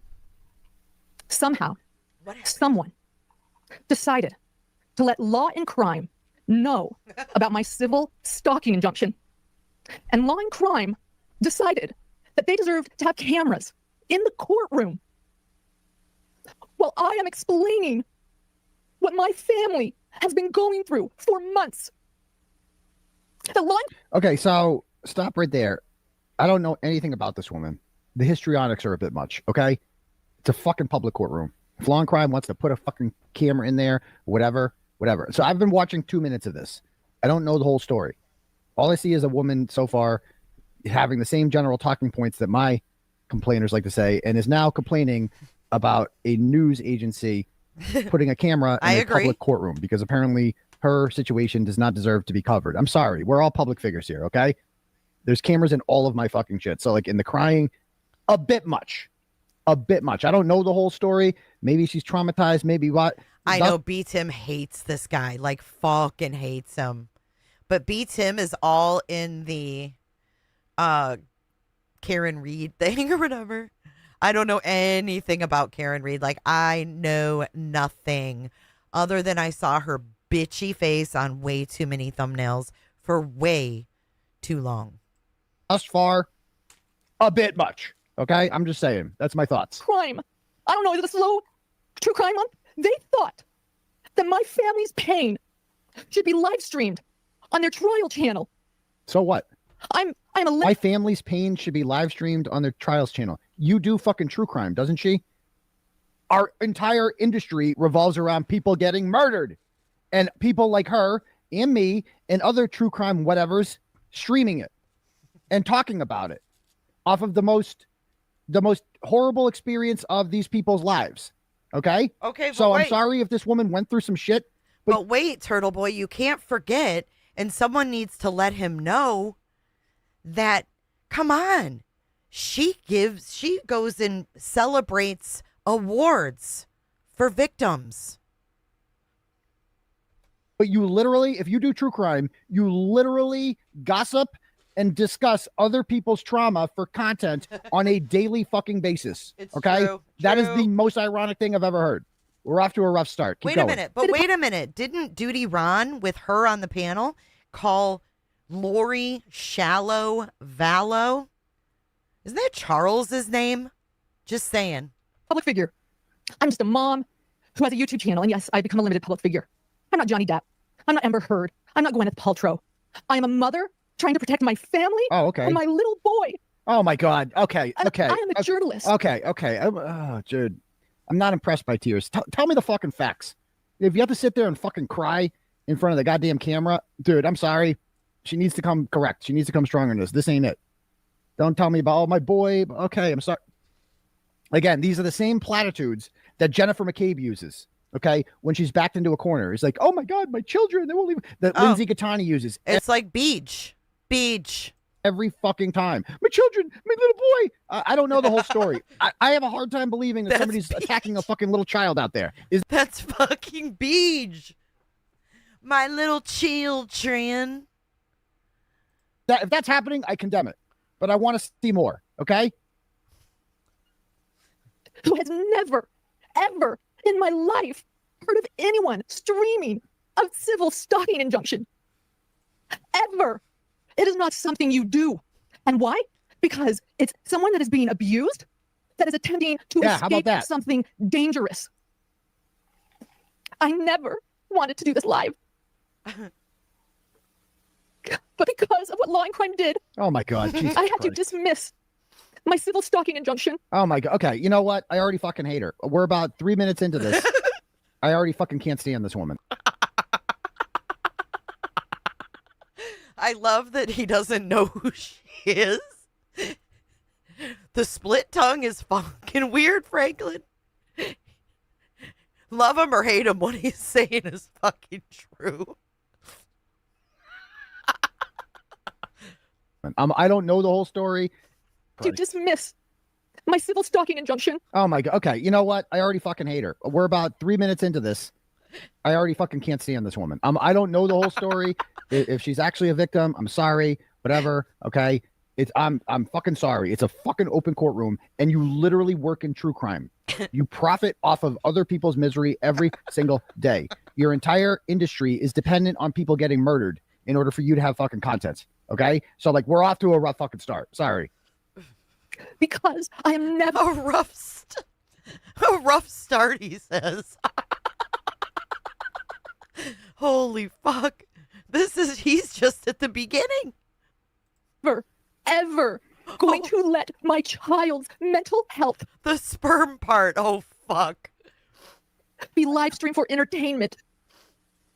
And I find it disgusting that anyone would want to do that to me or my family.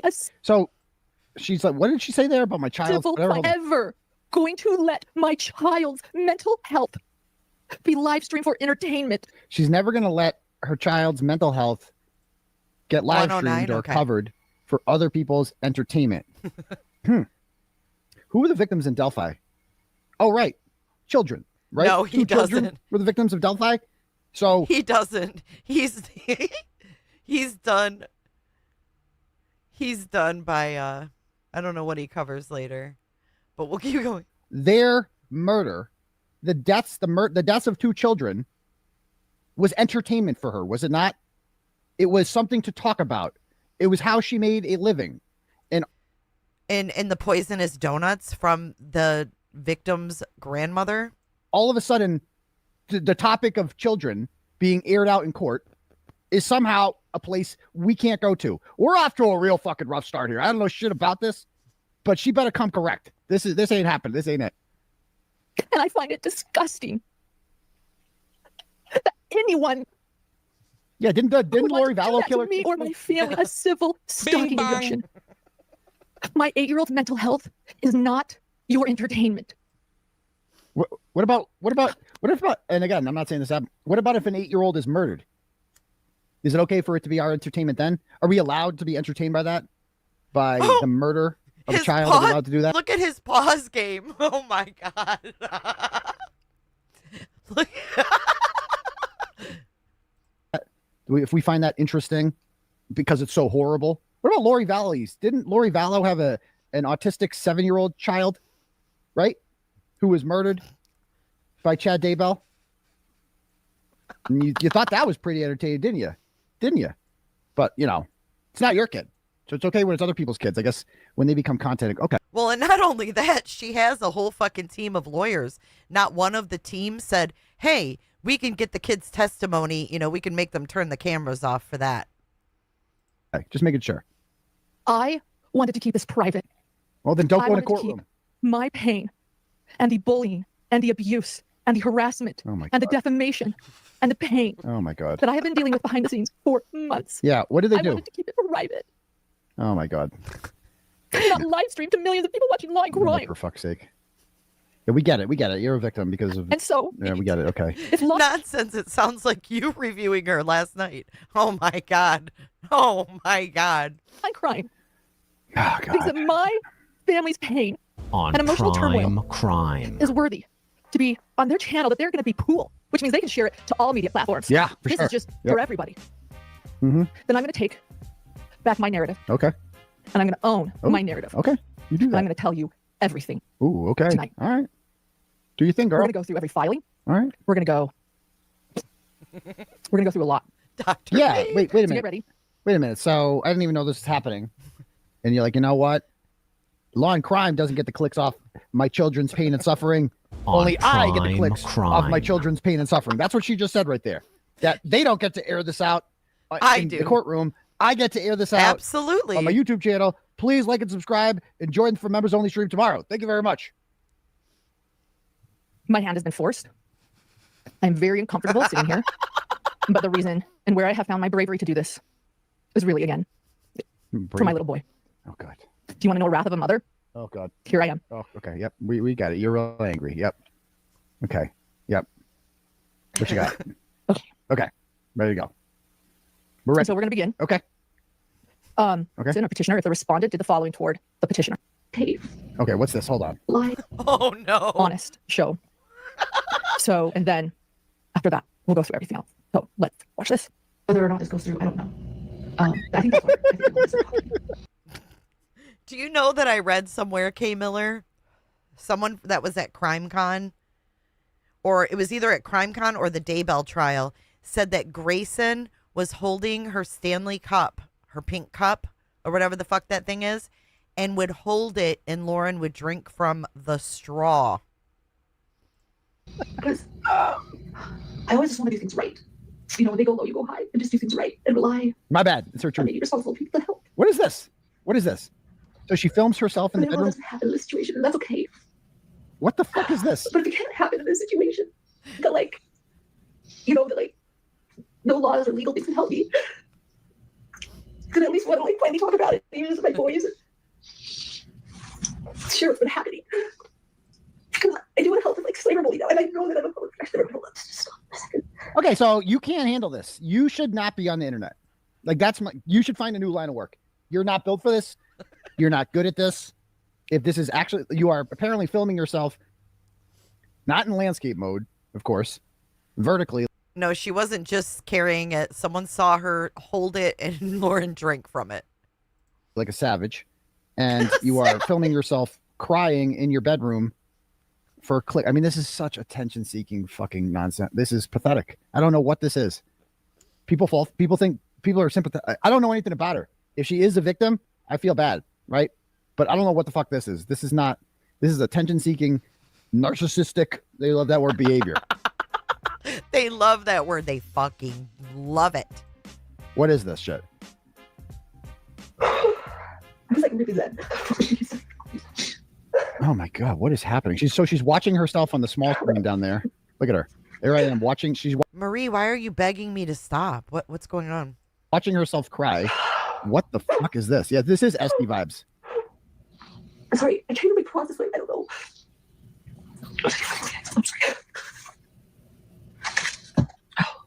John. And I worry about John. What? And I worry about my son. But Okay. All right, man. Okay. How long does this go on for? This is like a 7-minute. That is me. That is my genuine self. But maybe there's a little bit more to me too What? that I don't show everybody. And just because I don't see it. Marie, don't pee your pants. She's like, stop it. I'm like, what's wrong? She's gonna pee herself. Deep breaths, babe. I don't know what I want. And if people are wondering if I've stopped talking to more people online, my friends, my hidden gems, yeah, I have. Because I've always wanted to communicate. I don't remember ever doing that. And I was like, this person's not a swinger. I never thought this person was a swinger. What is this? Everyone's like, she got there at swing. Wait, what is days this? and how many hours? it was a lot of, what, 2019 or 2020? 2020. So you're about to know me better than my husband, John, because John would want to do this. These are like probably like journals. Someone's That you want to filming burn. her? You know what I mean? And you're like, I said that. That wasn't. I only felt like that for an hour, but it's now there forever. So. Oh God! Someone's interviewing her. And you did it. You did So he thought she was on a fucking tripod, and now he's realizing there's someone else in the room. What is this? She knew the assignment. how many days and how many I can't hours? stop watching There were it. a lot of nights I was up until 3, 4 I o'clock in the can't. morning going through. He said, "I can't stop watching this." Now there forever. So. Someone's interviewing her. And you did it. You did it. What is this? She knew the assignment. how many days and how many I can't hours? stop watching There were it. a lot of nights I was up until 3. Can't stop watching it. We all know the feeling. We all know 4 o'clock in the morning going through, figuring out, okay, this one, they, we could talk about one I think it's really funny. Everyone has this rumor that you called somebody a swinger, and you were like, where did this come from? I don't remember ever doing that. And I was like, this person's not a swinger. I never thought this person was a swinger. What is this? Everyone's like, she got there at swinger. I'm like, she named the baby. She told everyone was a swinger. I'm like, who the hell did I call a swinger? So I call anyone a swinger. I went through. And I found it on accident. I found it. I called you giggling, and I said, Lauren, I found it. You did call somebody a swinger. It was because they were on a swing in their profile picture, and you made a joke. But they got clipped. That got clipped. So like, what the fuck is this? A lot of those There was somebody on a profile picture of a swing. As this person will tell you, we've never been friends. And someone said, look at this picture of her swinging. And I said, why do I think she dabbled in swinging? Screenshot. Yeah. It's like, but this person like that was but really swinging. Clean language. That's who we are. Like we just want to keep it clean. But clean. I do pride myself on being a very honest person. So Okay, thank you. who you know on camera Okay. is me. And that was a little bit more of me behind the scenes that I don't show because yes, there are parts of my life That's part of me that's behind the scenes that I don't show. And you just showed it. So behind the scenes, you just sit in your house and you're in your bedroom all day, and someone else is in the bedroom filming you and interviewing She's in you a while you hotel, cry dude. for 30 minutes. It's even worse. And you don't want to show the world that while showing the world that. Okay. Teach their own. I like to keep private. Yeah, totally. Very So private. we're gonna go FYI, Burnt Toast is going live tonight, and this is her topic. through everything. A lot of you are maybe asking questions during that. I don't understand. I don't understand. I want to start with that because I think that you're going to understand it all a lot more as we go through everything tonight. So here we go. Okay. The interest. And then we need any current or future employees we hire to work exclusively for Hidden True Crime. We had high hopes that this could work, and we love having you on board, and you've had such a positive impact upon our channel. We feel incredibly lucky that we are recipients of your work during a transition. The biggest heart I know. I do anything for you if you ever need me. And then, oddly, we'll talk about some other stuff after that. We'll talk about this in Grayson's declaration. But I also did leave court early that day because I had a panic attack about private texts of mine perhaps being released because people were angry at me. It was a very frightening thought. Okay. First of all, But Ron, we're gonna- you must be new here, bro. Let's move on. This is stupid. No, let's stay on it. Like, That would be me. No, let's keep watching. This is good. I think Ron is a friend of Lauren. Let's move on. This is stupid. Said nobody ever. That's what I'm gonna do is say, the chat has absolutely no say in what we watch. We will watch what I want to watch because it's the Turtle Boy program, and that's fucking it. It's a YouTube presentation. So we're gonna fucking dunk on this chick a little more and see what happens. Maybe she can win me over. I gotta give her a chance to rebound, man. What else did you say? We'll continue with my declaration. I'm obviously not watching 9 hours of this. I want to Later see that night, To rebound. videos. I received a threatening voicemail from someone named Liz. Okay. This hit piece about this podcaster that was written quite openly by the person who wrote it. Yes, a moderator and someone who Are you recording me? Please do. Please. So this person, unfortunately, my nervousness ended. I want you to know too that Janice later wrote a declaration, and in her declaration to the court, she actually stated that I approached her. Please do not talk to me. I feel threatened. Well, I'm talking about this. Please do not talk to me. I feel threatened. Okay, I feel threatened by the things you're saying about me. So then let's stay away from each other. I think that you're bullied. Please stay away. I feel threatened. Oh, really, Lauren?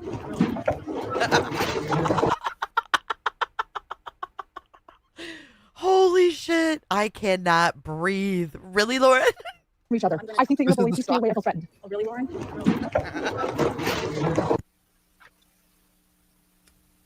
Okay. So after this moment and this recording, after this happening so often, I took this recording to the bailiff and I said, could you request this person just to stay away from me? She records me all the time. She went to the bailiff. She records my producer all the time. She is friends with someone that's harassing me in emails and accusing me of things I didn't do. And we just need to attend this public trial in peace. I can be around people that don't like me. I get it. Not everyone likes me. And you know what? I can be really annoying too. What's the illegal part? I think I'm probably really annoying in this life. Could you have her stay away? You're doing great. The bailiff saw the videos. They saw what was going on. They spoke to Janice and they requested her to stay away from me. Requested. Because of the way she approached me. And they also said, look, maybe don't film her all the time. She also admitted in her declaration, by the way, to the court that she does record a lot of people. Okay. She tried to show that it wasn't what who we is this thought and broad? she wasn't as close, but yes, that's her thing. Who's this broad filming her? So then I tell her I've been threatened. There's serious okay. this I'm getting here. Janice was told by the bailiff that she needs to leave me alone and stay away from me. Janice, okay. Fast forward to, hold on, I've got some notes here. Okay. Okay. So then on June 19th, 2025, I received word that things were going to go public and that people wanted my head on a platter. And that is a quote. Okay. There are a lot of people that are really pissed off and they want my head on a platter. Okay. And here he is. Here it is. This is a creator that Grayson called, and this is verbatim from them. Oh, I can't wait till we get to the M&M. June 19th. The only thing that I can tell you is there are so many people right now that are pissed off that are calling for her head on a platter. It's pretty much the message I can get. That's pretty much all I know. It's just been a lot of mean things. And just in the first time text or text from someone I don't know too regularly, and it's like, oh my God. I just think from the messages I've seen, I would prepare for something public. Really, all I know is kind of just getting ramped up. Okay. So what did I do? That was absolutely devastatingly frightening to me. That was frightening? I had no idea what that meant. Wait. And that's reading the text. This is frightening? This? So a creator says that the only thing I could tell you is there are so many people right now that are pissed off that are calling for her head on a platter. That's figurative. That's a figure of speech, by the way. It's pretty much the message I can. We all know this. We all are not crazy, y'all. See, if we all listen to all the Duty Rons and the Eds and the fucking Laurens and the Graysons of the world, we would be gaslit into thinking this was literal. I'm non-Utah LDS active. Lauren likes when it pays. There are country club-minded LDS people who are attracted to groups led by LDS peep. Ick. Unusual. Interesting. That's pretty much all I know. It's just been a lot of mean things. Just in a first time text or a text from someone I don't talk. Yes, this is the threat, Eric. This is it. Head on a platter. Talk regularly. It's like, oh my God. I just think from the messages I've seen, I would prepare for something publicly at some point. I don't know. What is this all supposed to mean? This is bad. Brace yourself. Something's going to go big. It's going to go viral. I'm not touching this. Messages I've gotten. This Brace is bad. yourself. Something's going to go big. Something's going to go viral. I'm not touching it. I'm not getting my. This sounds like a preemptive 9/11 threat. I mean, for fuck's sake, lady. Something is going to happen. Something big. It's going to happen on September 11th. Hands dirty. Who cares? Threatening to release her texts? Bro, have you seen what's been released about me? Revenge pornography. Holy shit. Wow. Wow. Release her texts? Bro, have you seen what's been released about me? Revenge pornography. How about that? How about a picture of, how would you like a video of you on the couch in your fucking home, treating your body like an amusement park, right? And that gets in the hands of your fucking enemies. Because that happened to me. And I fucking got over it. Okay? And it's like I get fucking death threats all the time. I'm out at Quinn's for a meal of food with my son. I got someone texting me. I see you. I know where you're at. You're at Quinn's right now with your son. This is just another fucking day in the life for Turtle Boy, right? And you don't see me sitting here fucking crying about it, do you? You don't see me doing a fucking 9-hour stream. Oh my God, I am so. This is. Tell me there's fucking more than this. Tell me there's fucking more to this. We are an hour. Jada, I'm not gonna read that, but thank you for your super chat. Chat away. Hour and 45 minutes into this shit now. Tell me that there is more than this. Please tell me, because this is fucking insane. If this is it. Cool. So what did I do? That was absolutely devastatingly frightening to me. What? I had no idea what that meant. That was And so devastating. I decided to call the police because at that point, You called the I am police over fearful that? for my safety. What? With such a vague threat. And the police. You know what I love about this is that she's going viral for not the reason she wanted to. And she's grasping on to people like Duty Ron to save face. Oh, I can't. We're gonna get to this later. I got to hear this voice. Stick with me. Give me the yeah, time we're gonna get later. But the of police the called my voicemail. stalker, and she recorded that phone call. But let's not play that yet. What? I'm gonna go back a little bit. But let's fast forward. So let's go a little bit. Let you know this. After I called police, and we're gonna get to that in just a little bit. 3 days later, 3 days after I called police because of that vague threat, they want my head on a platter. They're gonna blow this shit up. They're gonna blow. Fast forward to June, and my stalker created both a TikTok and an Instagram account. Oh no. Solely about me. Oh no. Where she continues to this day to post harmful things about me in an effort to expose me. And she uses that. Oh no. It's almost like the First fucking Amendment, where people are allowed to create social media accounts and expose other people they don't like. Is this is this real right now? Tell me there's more to this. Tell me there's more to this than this. Tell me this. Again, the person making the account could be a vicious dude. Do you know how many fucking accounts there are? Lindsay Gattani on December 20th created a Twitter account called Aiden Cranks to Come. Okay? To Come. C-U-M. It's gone now, but she made it. This is standard. Like there are literally accounts out there that just fucking share the revenge pornography of me. The other day, when the recordings came out, Sean in the Gulf put out a video. When he put it out, what picture did he use to put it out there? Oh, right. A picture of me standing up, literally mid fucking orgasm. Oh my! Because I'm fucking coming. What? Okay? And that's the picture that they used to share this recording. Right? This is so bad. And you know what I did? I fucking ignored it. I don't give a fuck about that. Go ahead. Do your best. And this woman's up here crying about this shit. People feel bad for this woman. Tell me there's fucking more. Tell me there's fucking more. If I'm about, tell me there's fucking more than this, please. This woman wants to sit here. Oh, tell me there's more. Please. Oh my God. I cannot. They're going to expose me. She posts like every other day. It's just been going on for months. She's obsessed with me. The first have you met TikTok Kate Peter? about me Have you heard of posted Kate Peter? on her personal page. So she started out on her art page, on her regular Instagram page. The first TikTok about me on her personal page, and later she decided to post. She created a new page that was actually. And again, if there is more to it, fine. Skip all this shit. Skip all this. None of this shit matters. Skip all this. Get to the part where some sort of lies, or they're saying this is her Kate Peter. Get to the Kate Peter shit. We got shit on Kate Peter that's actually criminal, and just shit like this.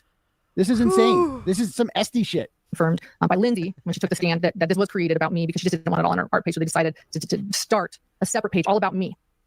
Okay.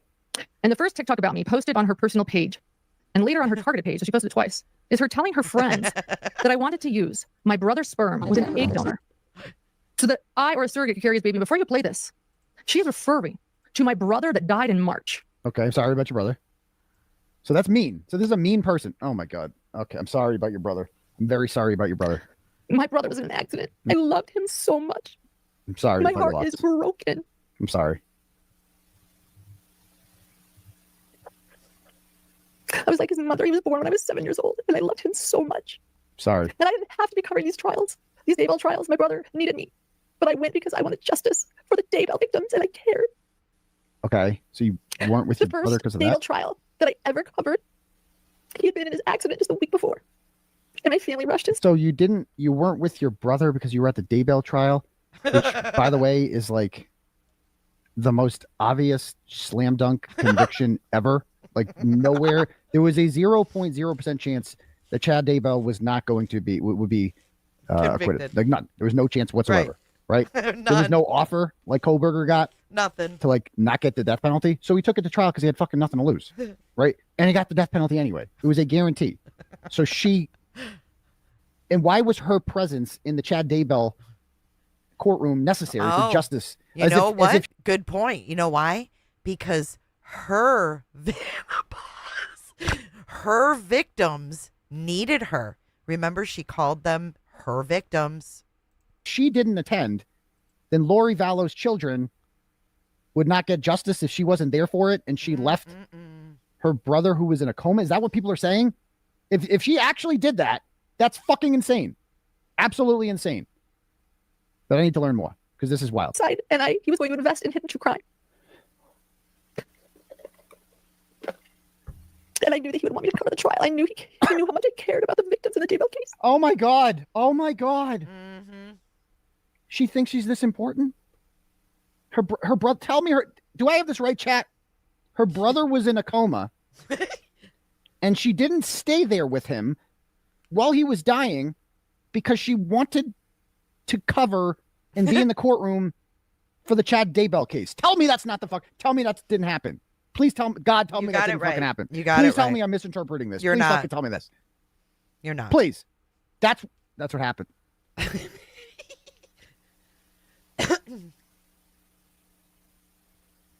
My fucking mother died on I'm June sorry. 29th, 2024. And I'm not going to sit up here and fucking cry about it so that you guys fucking feed me donos and like my shit.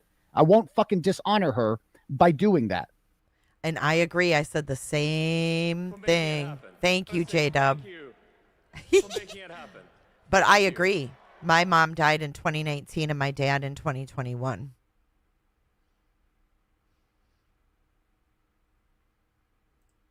I'm not a fucking attention-seeking drama queen. I'm not going to fucking do that. She died on June 29th, 2024. Okay? On July 1st, 2024, 2 days later, was the final day of the Karen Reed jury deliberations.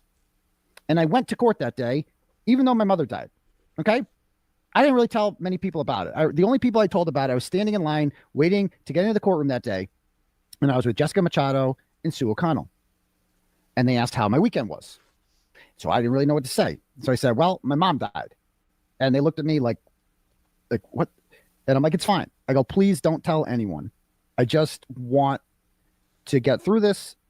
And then I will, go back and, obviously I spent all weekend grieving. Obviously, I'm not fucking cold hearted. I was there when my mother died. All 7 of us were in the room. All 7 brothers and sisters and my dad were all there when she passed on a Saturday morning. And, we spent the next day, obviously grieving with the family and all that stuff. But, Monday was the final day of the Karen Reed jury deliberations and I had to be there. Okay. And I wasn't missing out on anything by being there. And I didn't fucking make it all about me when I was there. And honestly, I didn't want people to know because I didn't want to walk through the crowd and have a million people who I don't know, express their condolences to me and hug me. And I don't want that. I don't want that kind of attention. Okay. Either. I just wanted to fucking grieve privately. And I didn't need people want to know about it. People found out. Do your fucking job and go home. But I never wanted to, I didn't want anybody's pity for it. I didn't want anything like that. Okay. Because I'm not going to cheapen my mother's fucking death like that. I wouldn't disrespect her legacy like that, like this, because that's what this fucking is. I don't know this woman. This is fucking it's about disgusting. to get worse. It's fucking gross. I'm sorry. This is disgusting. Anybody who thinks this is normal to use, oh my God, it's making my blood boil. I don't know the whole story, but to use your, oh my God, disgusting, disgusting. And I told Kelly Reed about it, and she told her family this, and that was the day that they invited me into where they were all waiting, on jury deliberations, and a lot, Alan Jackson and David, they were all very nice and they expressed their sympathies, but I wasn't looking for it. You know what I mean? I wasn't looking for that shit. But anyway, let's play some more. I can't stop watching this now. And so instead of rushing to my brother's side in 2023, I went to the Lori Vallow trial instead, because justice for JJ, Tylee, and Tammy was so important to me, and I knew that my little brother would want me there. You'd want you there? Why? You're not getting justice. His funeral, as if they're going to. He died in March of this year, and his funeral was the end of March, just the week before I attended the Brandon Goudreau trial. Another trial? I was devastated. And I want everybody to know, by the way, at that Brandon Goudreau trial, I was, the end of it, shunned by everyone. Shunned? And I didn't know what was going on. And I'm fast forwarding. What? Sean, what does her this have to do with feelings for her. Okay, more victimization later. Oh my God. Oh, Jesus Christ, with the tissues. I can't. My brother was he was not in a coma when we had conversations about. And you won't ever see me like this. When I am dealing with, I'm human. I cry sometimes, right? I get upset sometimes. I get depressed, right? Right. I won't do it on video, ever. I won't ever let my haters see me like that. I won't let you guys see me like that. Right. Emotional because manipulation. I don't want your sympathy. Okay. And I don't want to be anyone's victim. Right. I refuse to allow myself to be that. I have more pride than that. This is attention. I can't stand people like this. Go ahead. What we should do. We were hoping that he would recover from a traumatic brain injury that he suffered. He was not recovering. We hoped and prayed. And the second year, we had to start talking about what do we do. He didn't have kids. And yeah, I did cry when Karen Reed won. It was a natural, visceral reaction that I held in. If you watch that video, I'm fucking like attempting to hold back my tears, right? I am not being like, everybody look at me. I need a minute to make this fucking all about me. I didn't pull a fucking SD. I didn't collapse on the fucking way out, right? It was a natural, visceral reaction to cry when Karen Reed was acquitted, especially being in that fucking courtroom and watching it happen in front of your eyes and the dramatic buildup that led up to this, especially when you have invested your entire life into this for the last 2.5 years, right? So it's not the same thing, brother. You know, I did cry when Karen Reed was acquitted, briefly for a second. And I was like holding back tears. I didn't sit there and fucking sob and whine and all that shit. I didn't do any of that, but I couldn't help it but cry a little bit. He wasn't married. He wanted kids. We're biased, but my brother is brilliant and handsome and kind and has empathy and is inclusive. He's everything that I want to be. And there are many, many people out there that have fertility issues that need sperm donors. Oh my God. And we wondered, here we go. At some point, should we save my brother's sperm? What would he want? Would he want to be a donor? And let me be very, very clear. What turn did this If one take? saves the sperm from someone that is recently deceased, they can do that. It's incredible. Medicine is amazing. Medical care is amazing. What just happened? That is something that they could retrieve sperm from a recently deceased Thank you, person, even Bobby. if tragedy happens. And people that are in comas or people that perhaps are going to make it that want to be donors. And the way that is medically done, most What just happened? What just fucking happened? How did this evolve into Look at the pause game again. we're gonna steal my dead brother's sperm so he can See, everybody who's been gaslit to think this is fucking normal discussions. Hello. I feel validated. Oh, just like Lauren needed a little validation, so did I. Thank you to whoever sent me this video. pass on his seed. Did that really just happen? What just happened? What is going on right now? people know this, is through a very simple surgery. I don't need to know about this. I don't need to know about Thank you, this. Laura. These are I would never wish any family to have the conversations that my family had about my brother. The Terry Shriver decisions that you make. About someone you love so much. How can someone weaponize this? I agree. What? Wait, hold on. The Terry Shriver decisions that you make. Terry Shriver? Hold on, Lauren Matthias. I think it's Terry Schiavo. Oh, it is. Look, y'all. It's Terry Schiavo. Oh, but Lauren did her fucking research, huh? This was a big case about a lady who was brain dead. Schiavo. She said Shriver. She's thinking Maria Shriver. Unfucking real, dude. About someone you love. My family had about my brother. The Terry Shriver decisions that you make. Terry Shriver decisions you make. You didn't even know her fucking name. It's Schiavo. Schiavo. Stations that my family had about my brother. The Terry Shriver decisions that you make. About someone you love so much. How can someone weaponize this? I agree. Bing bang. What? What are they weaponizing? And she weaponized it multiple times. Who And we're did? going to see it. Who did? And I know we ended up not choosing to save my brother's sperm. Oh, okay. It was a very difficult decision to make, and being a very honest, open person. So I know that's a tough decision. My brother's dead, and the first thing I'm thinking is, geez, can I take his cock and crank some cum out of it? Is that what she's saying? How do you even do that? Is it rigor mortis? Is like it's stiffened? I know your whole body stiffens up. Does your dick? I don't mean, know how- I'm sorry, but the visual that went along with this story is fucking weird, right? that works. I mean, she's really airing this for the world. We're gonna take. What the fuck is happening right now? I guess I shared, do we not, with a couple of people.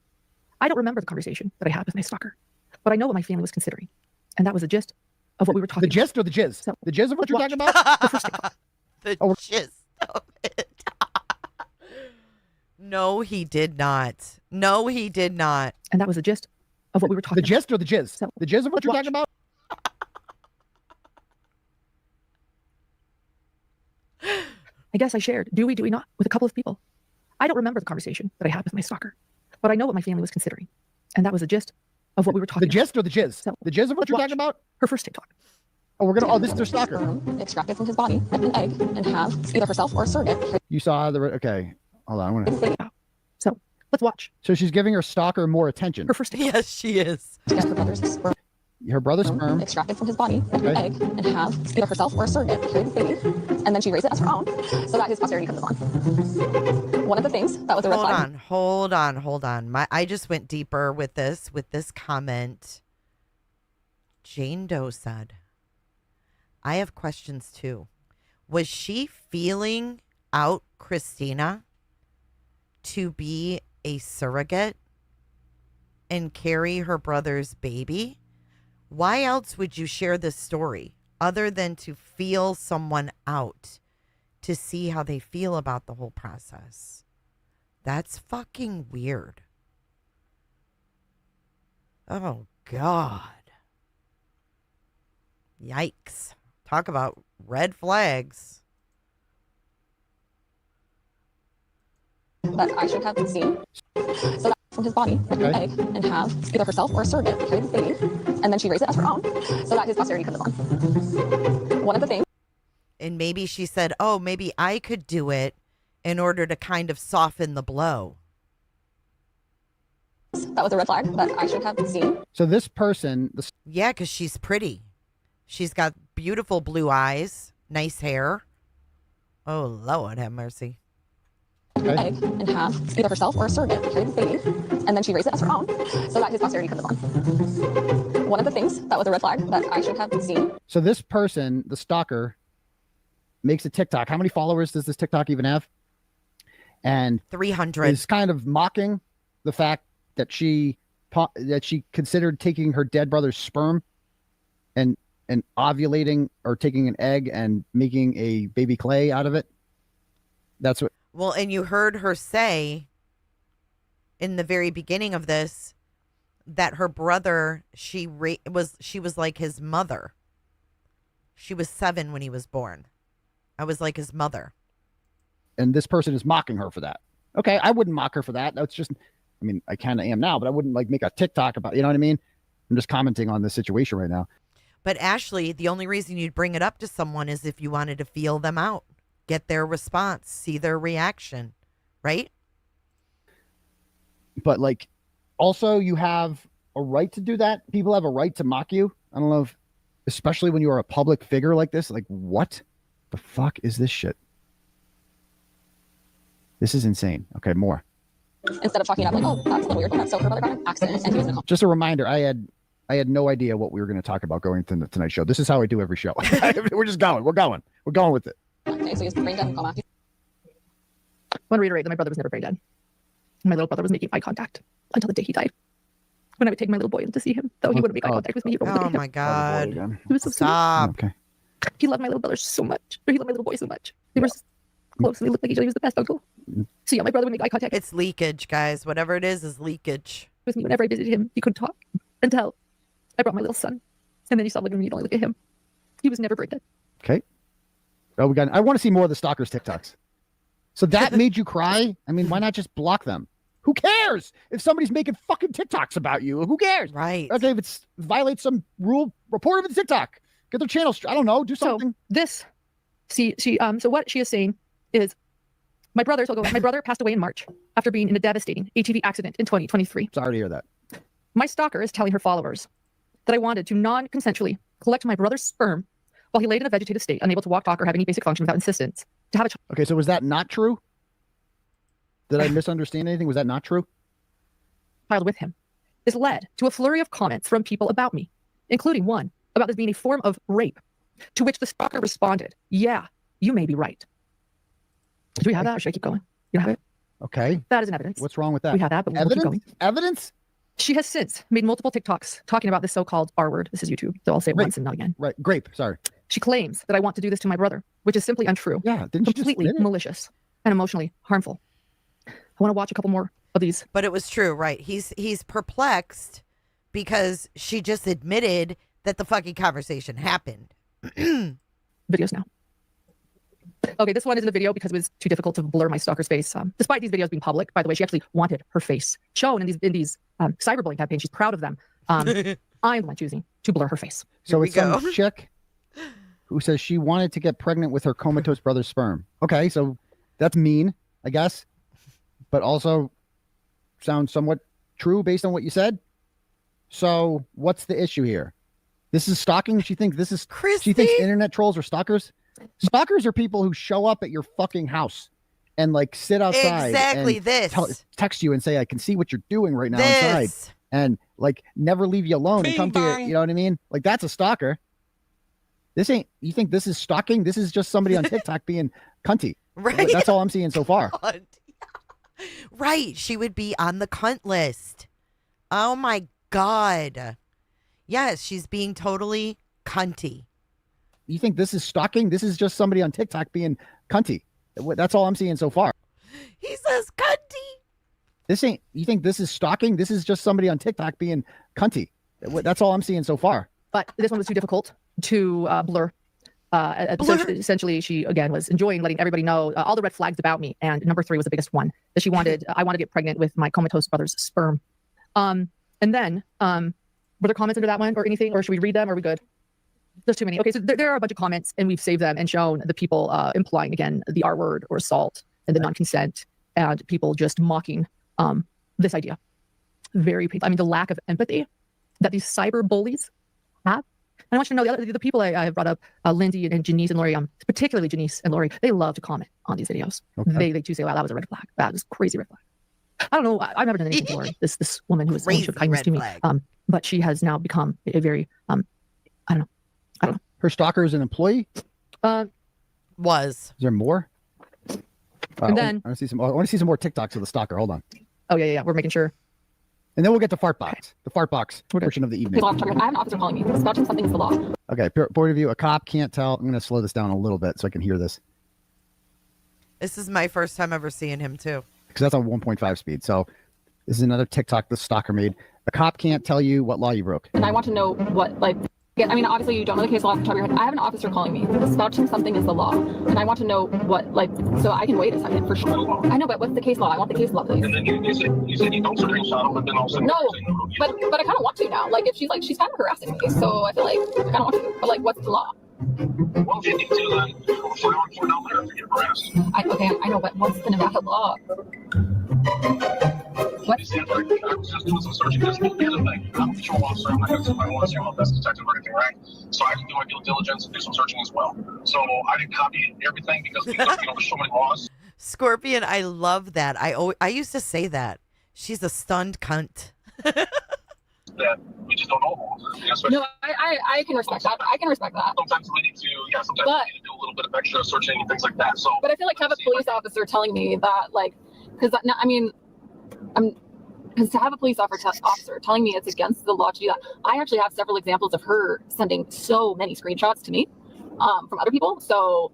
Well, then that person would be the victim. Yes, so I could also inform that person that she would be the victim of this. So, but my question is I mean, obviously you don't know the case law off the top of your head. So a lot of people are saying this is very similar to Krusty, right? And that's fine. That's so far, I don't think that's an unfair comparison based on what I'm seeing. You know what? I'm not going to do a fucking 9-hour stream crying about fucking Krusty. I ain't going to do that.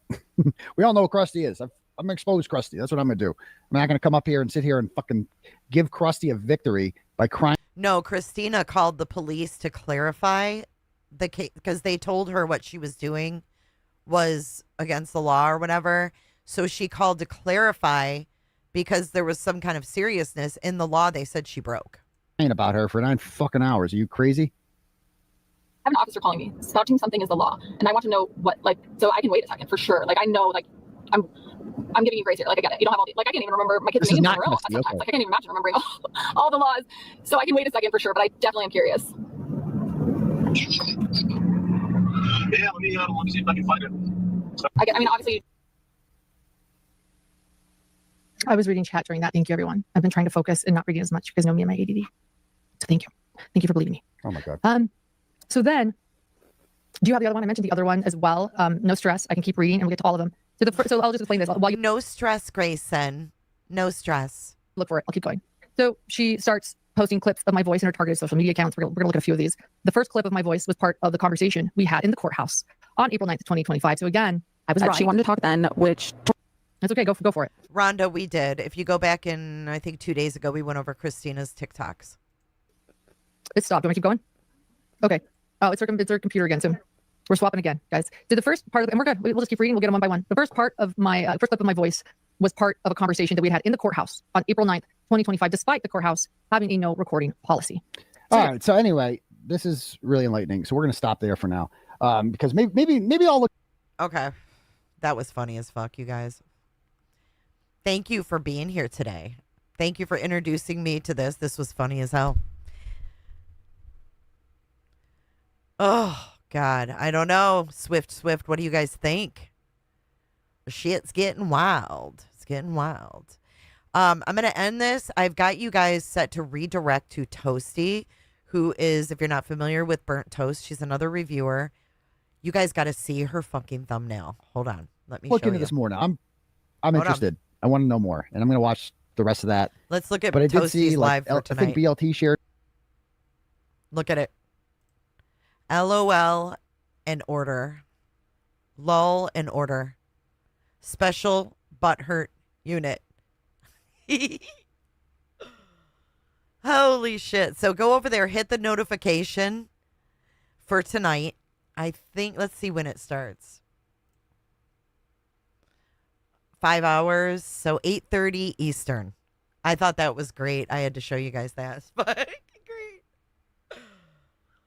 Oh, man. I'm so glad that you guys are open-minded and not snowed by all the bullshit here on the tubes. I really, really do appreciate you guys. Should we try and see if our credits are going to work today and end this one out? I think we should. Let's get in the Cooter DeVille and bid farewell for the day. But I will definitely see you guys over in Toasties tonight. It should be grand. Let's see if our credits turn on. Woohoo, they worked. All right. She's streaming me, Frilly. Check out your names on the screen, y'all. It's a spooky credits. Thank you again, guys. I appreciate you. Hit the like button on your way out. Make sure you hit the like button when you get dumped over into the toaster. Jump out really quick, though, so you don't get burnt.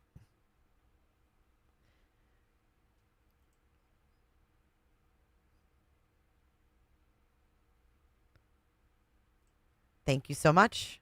I'll see you guys in the next one. Thank you again for all of your support.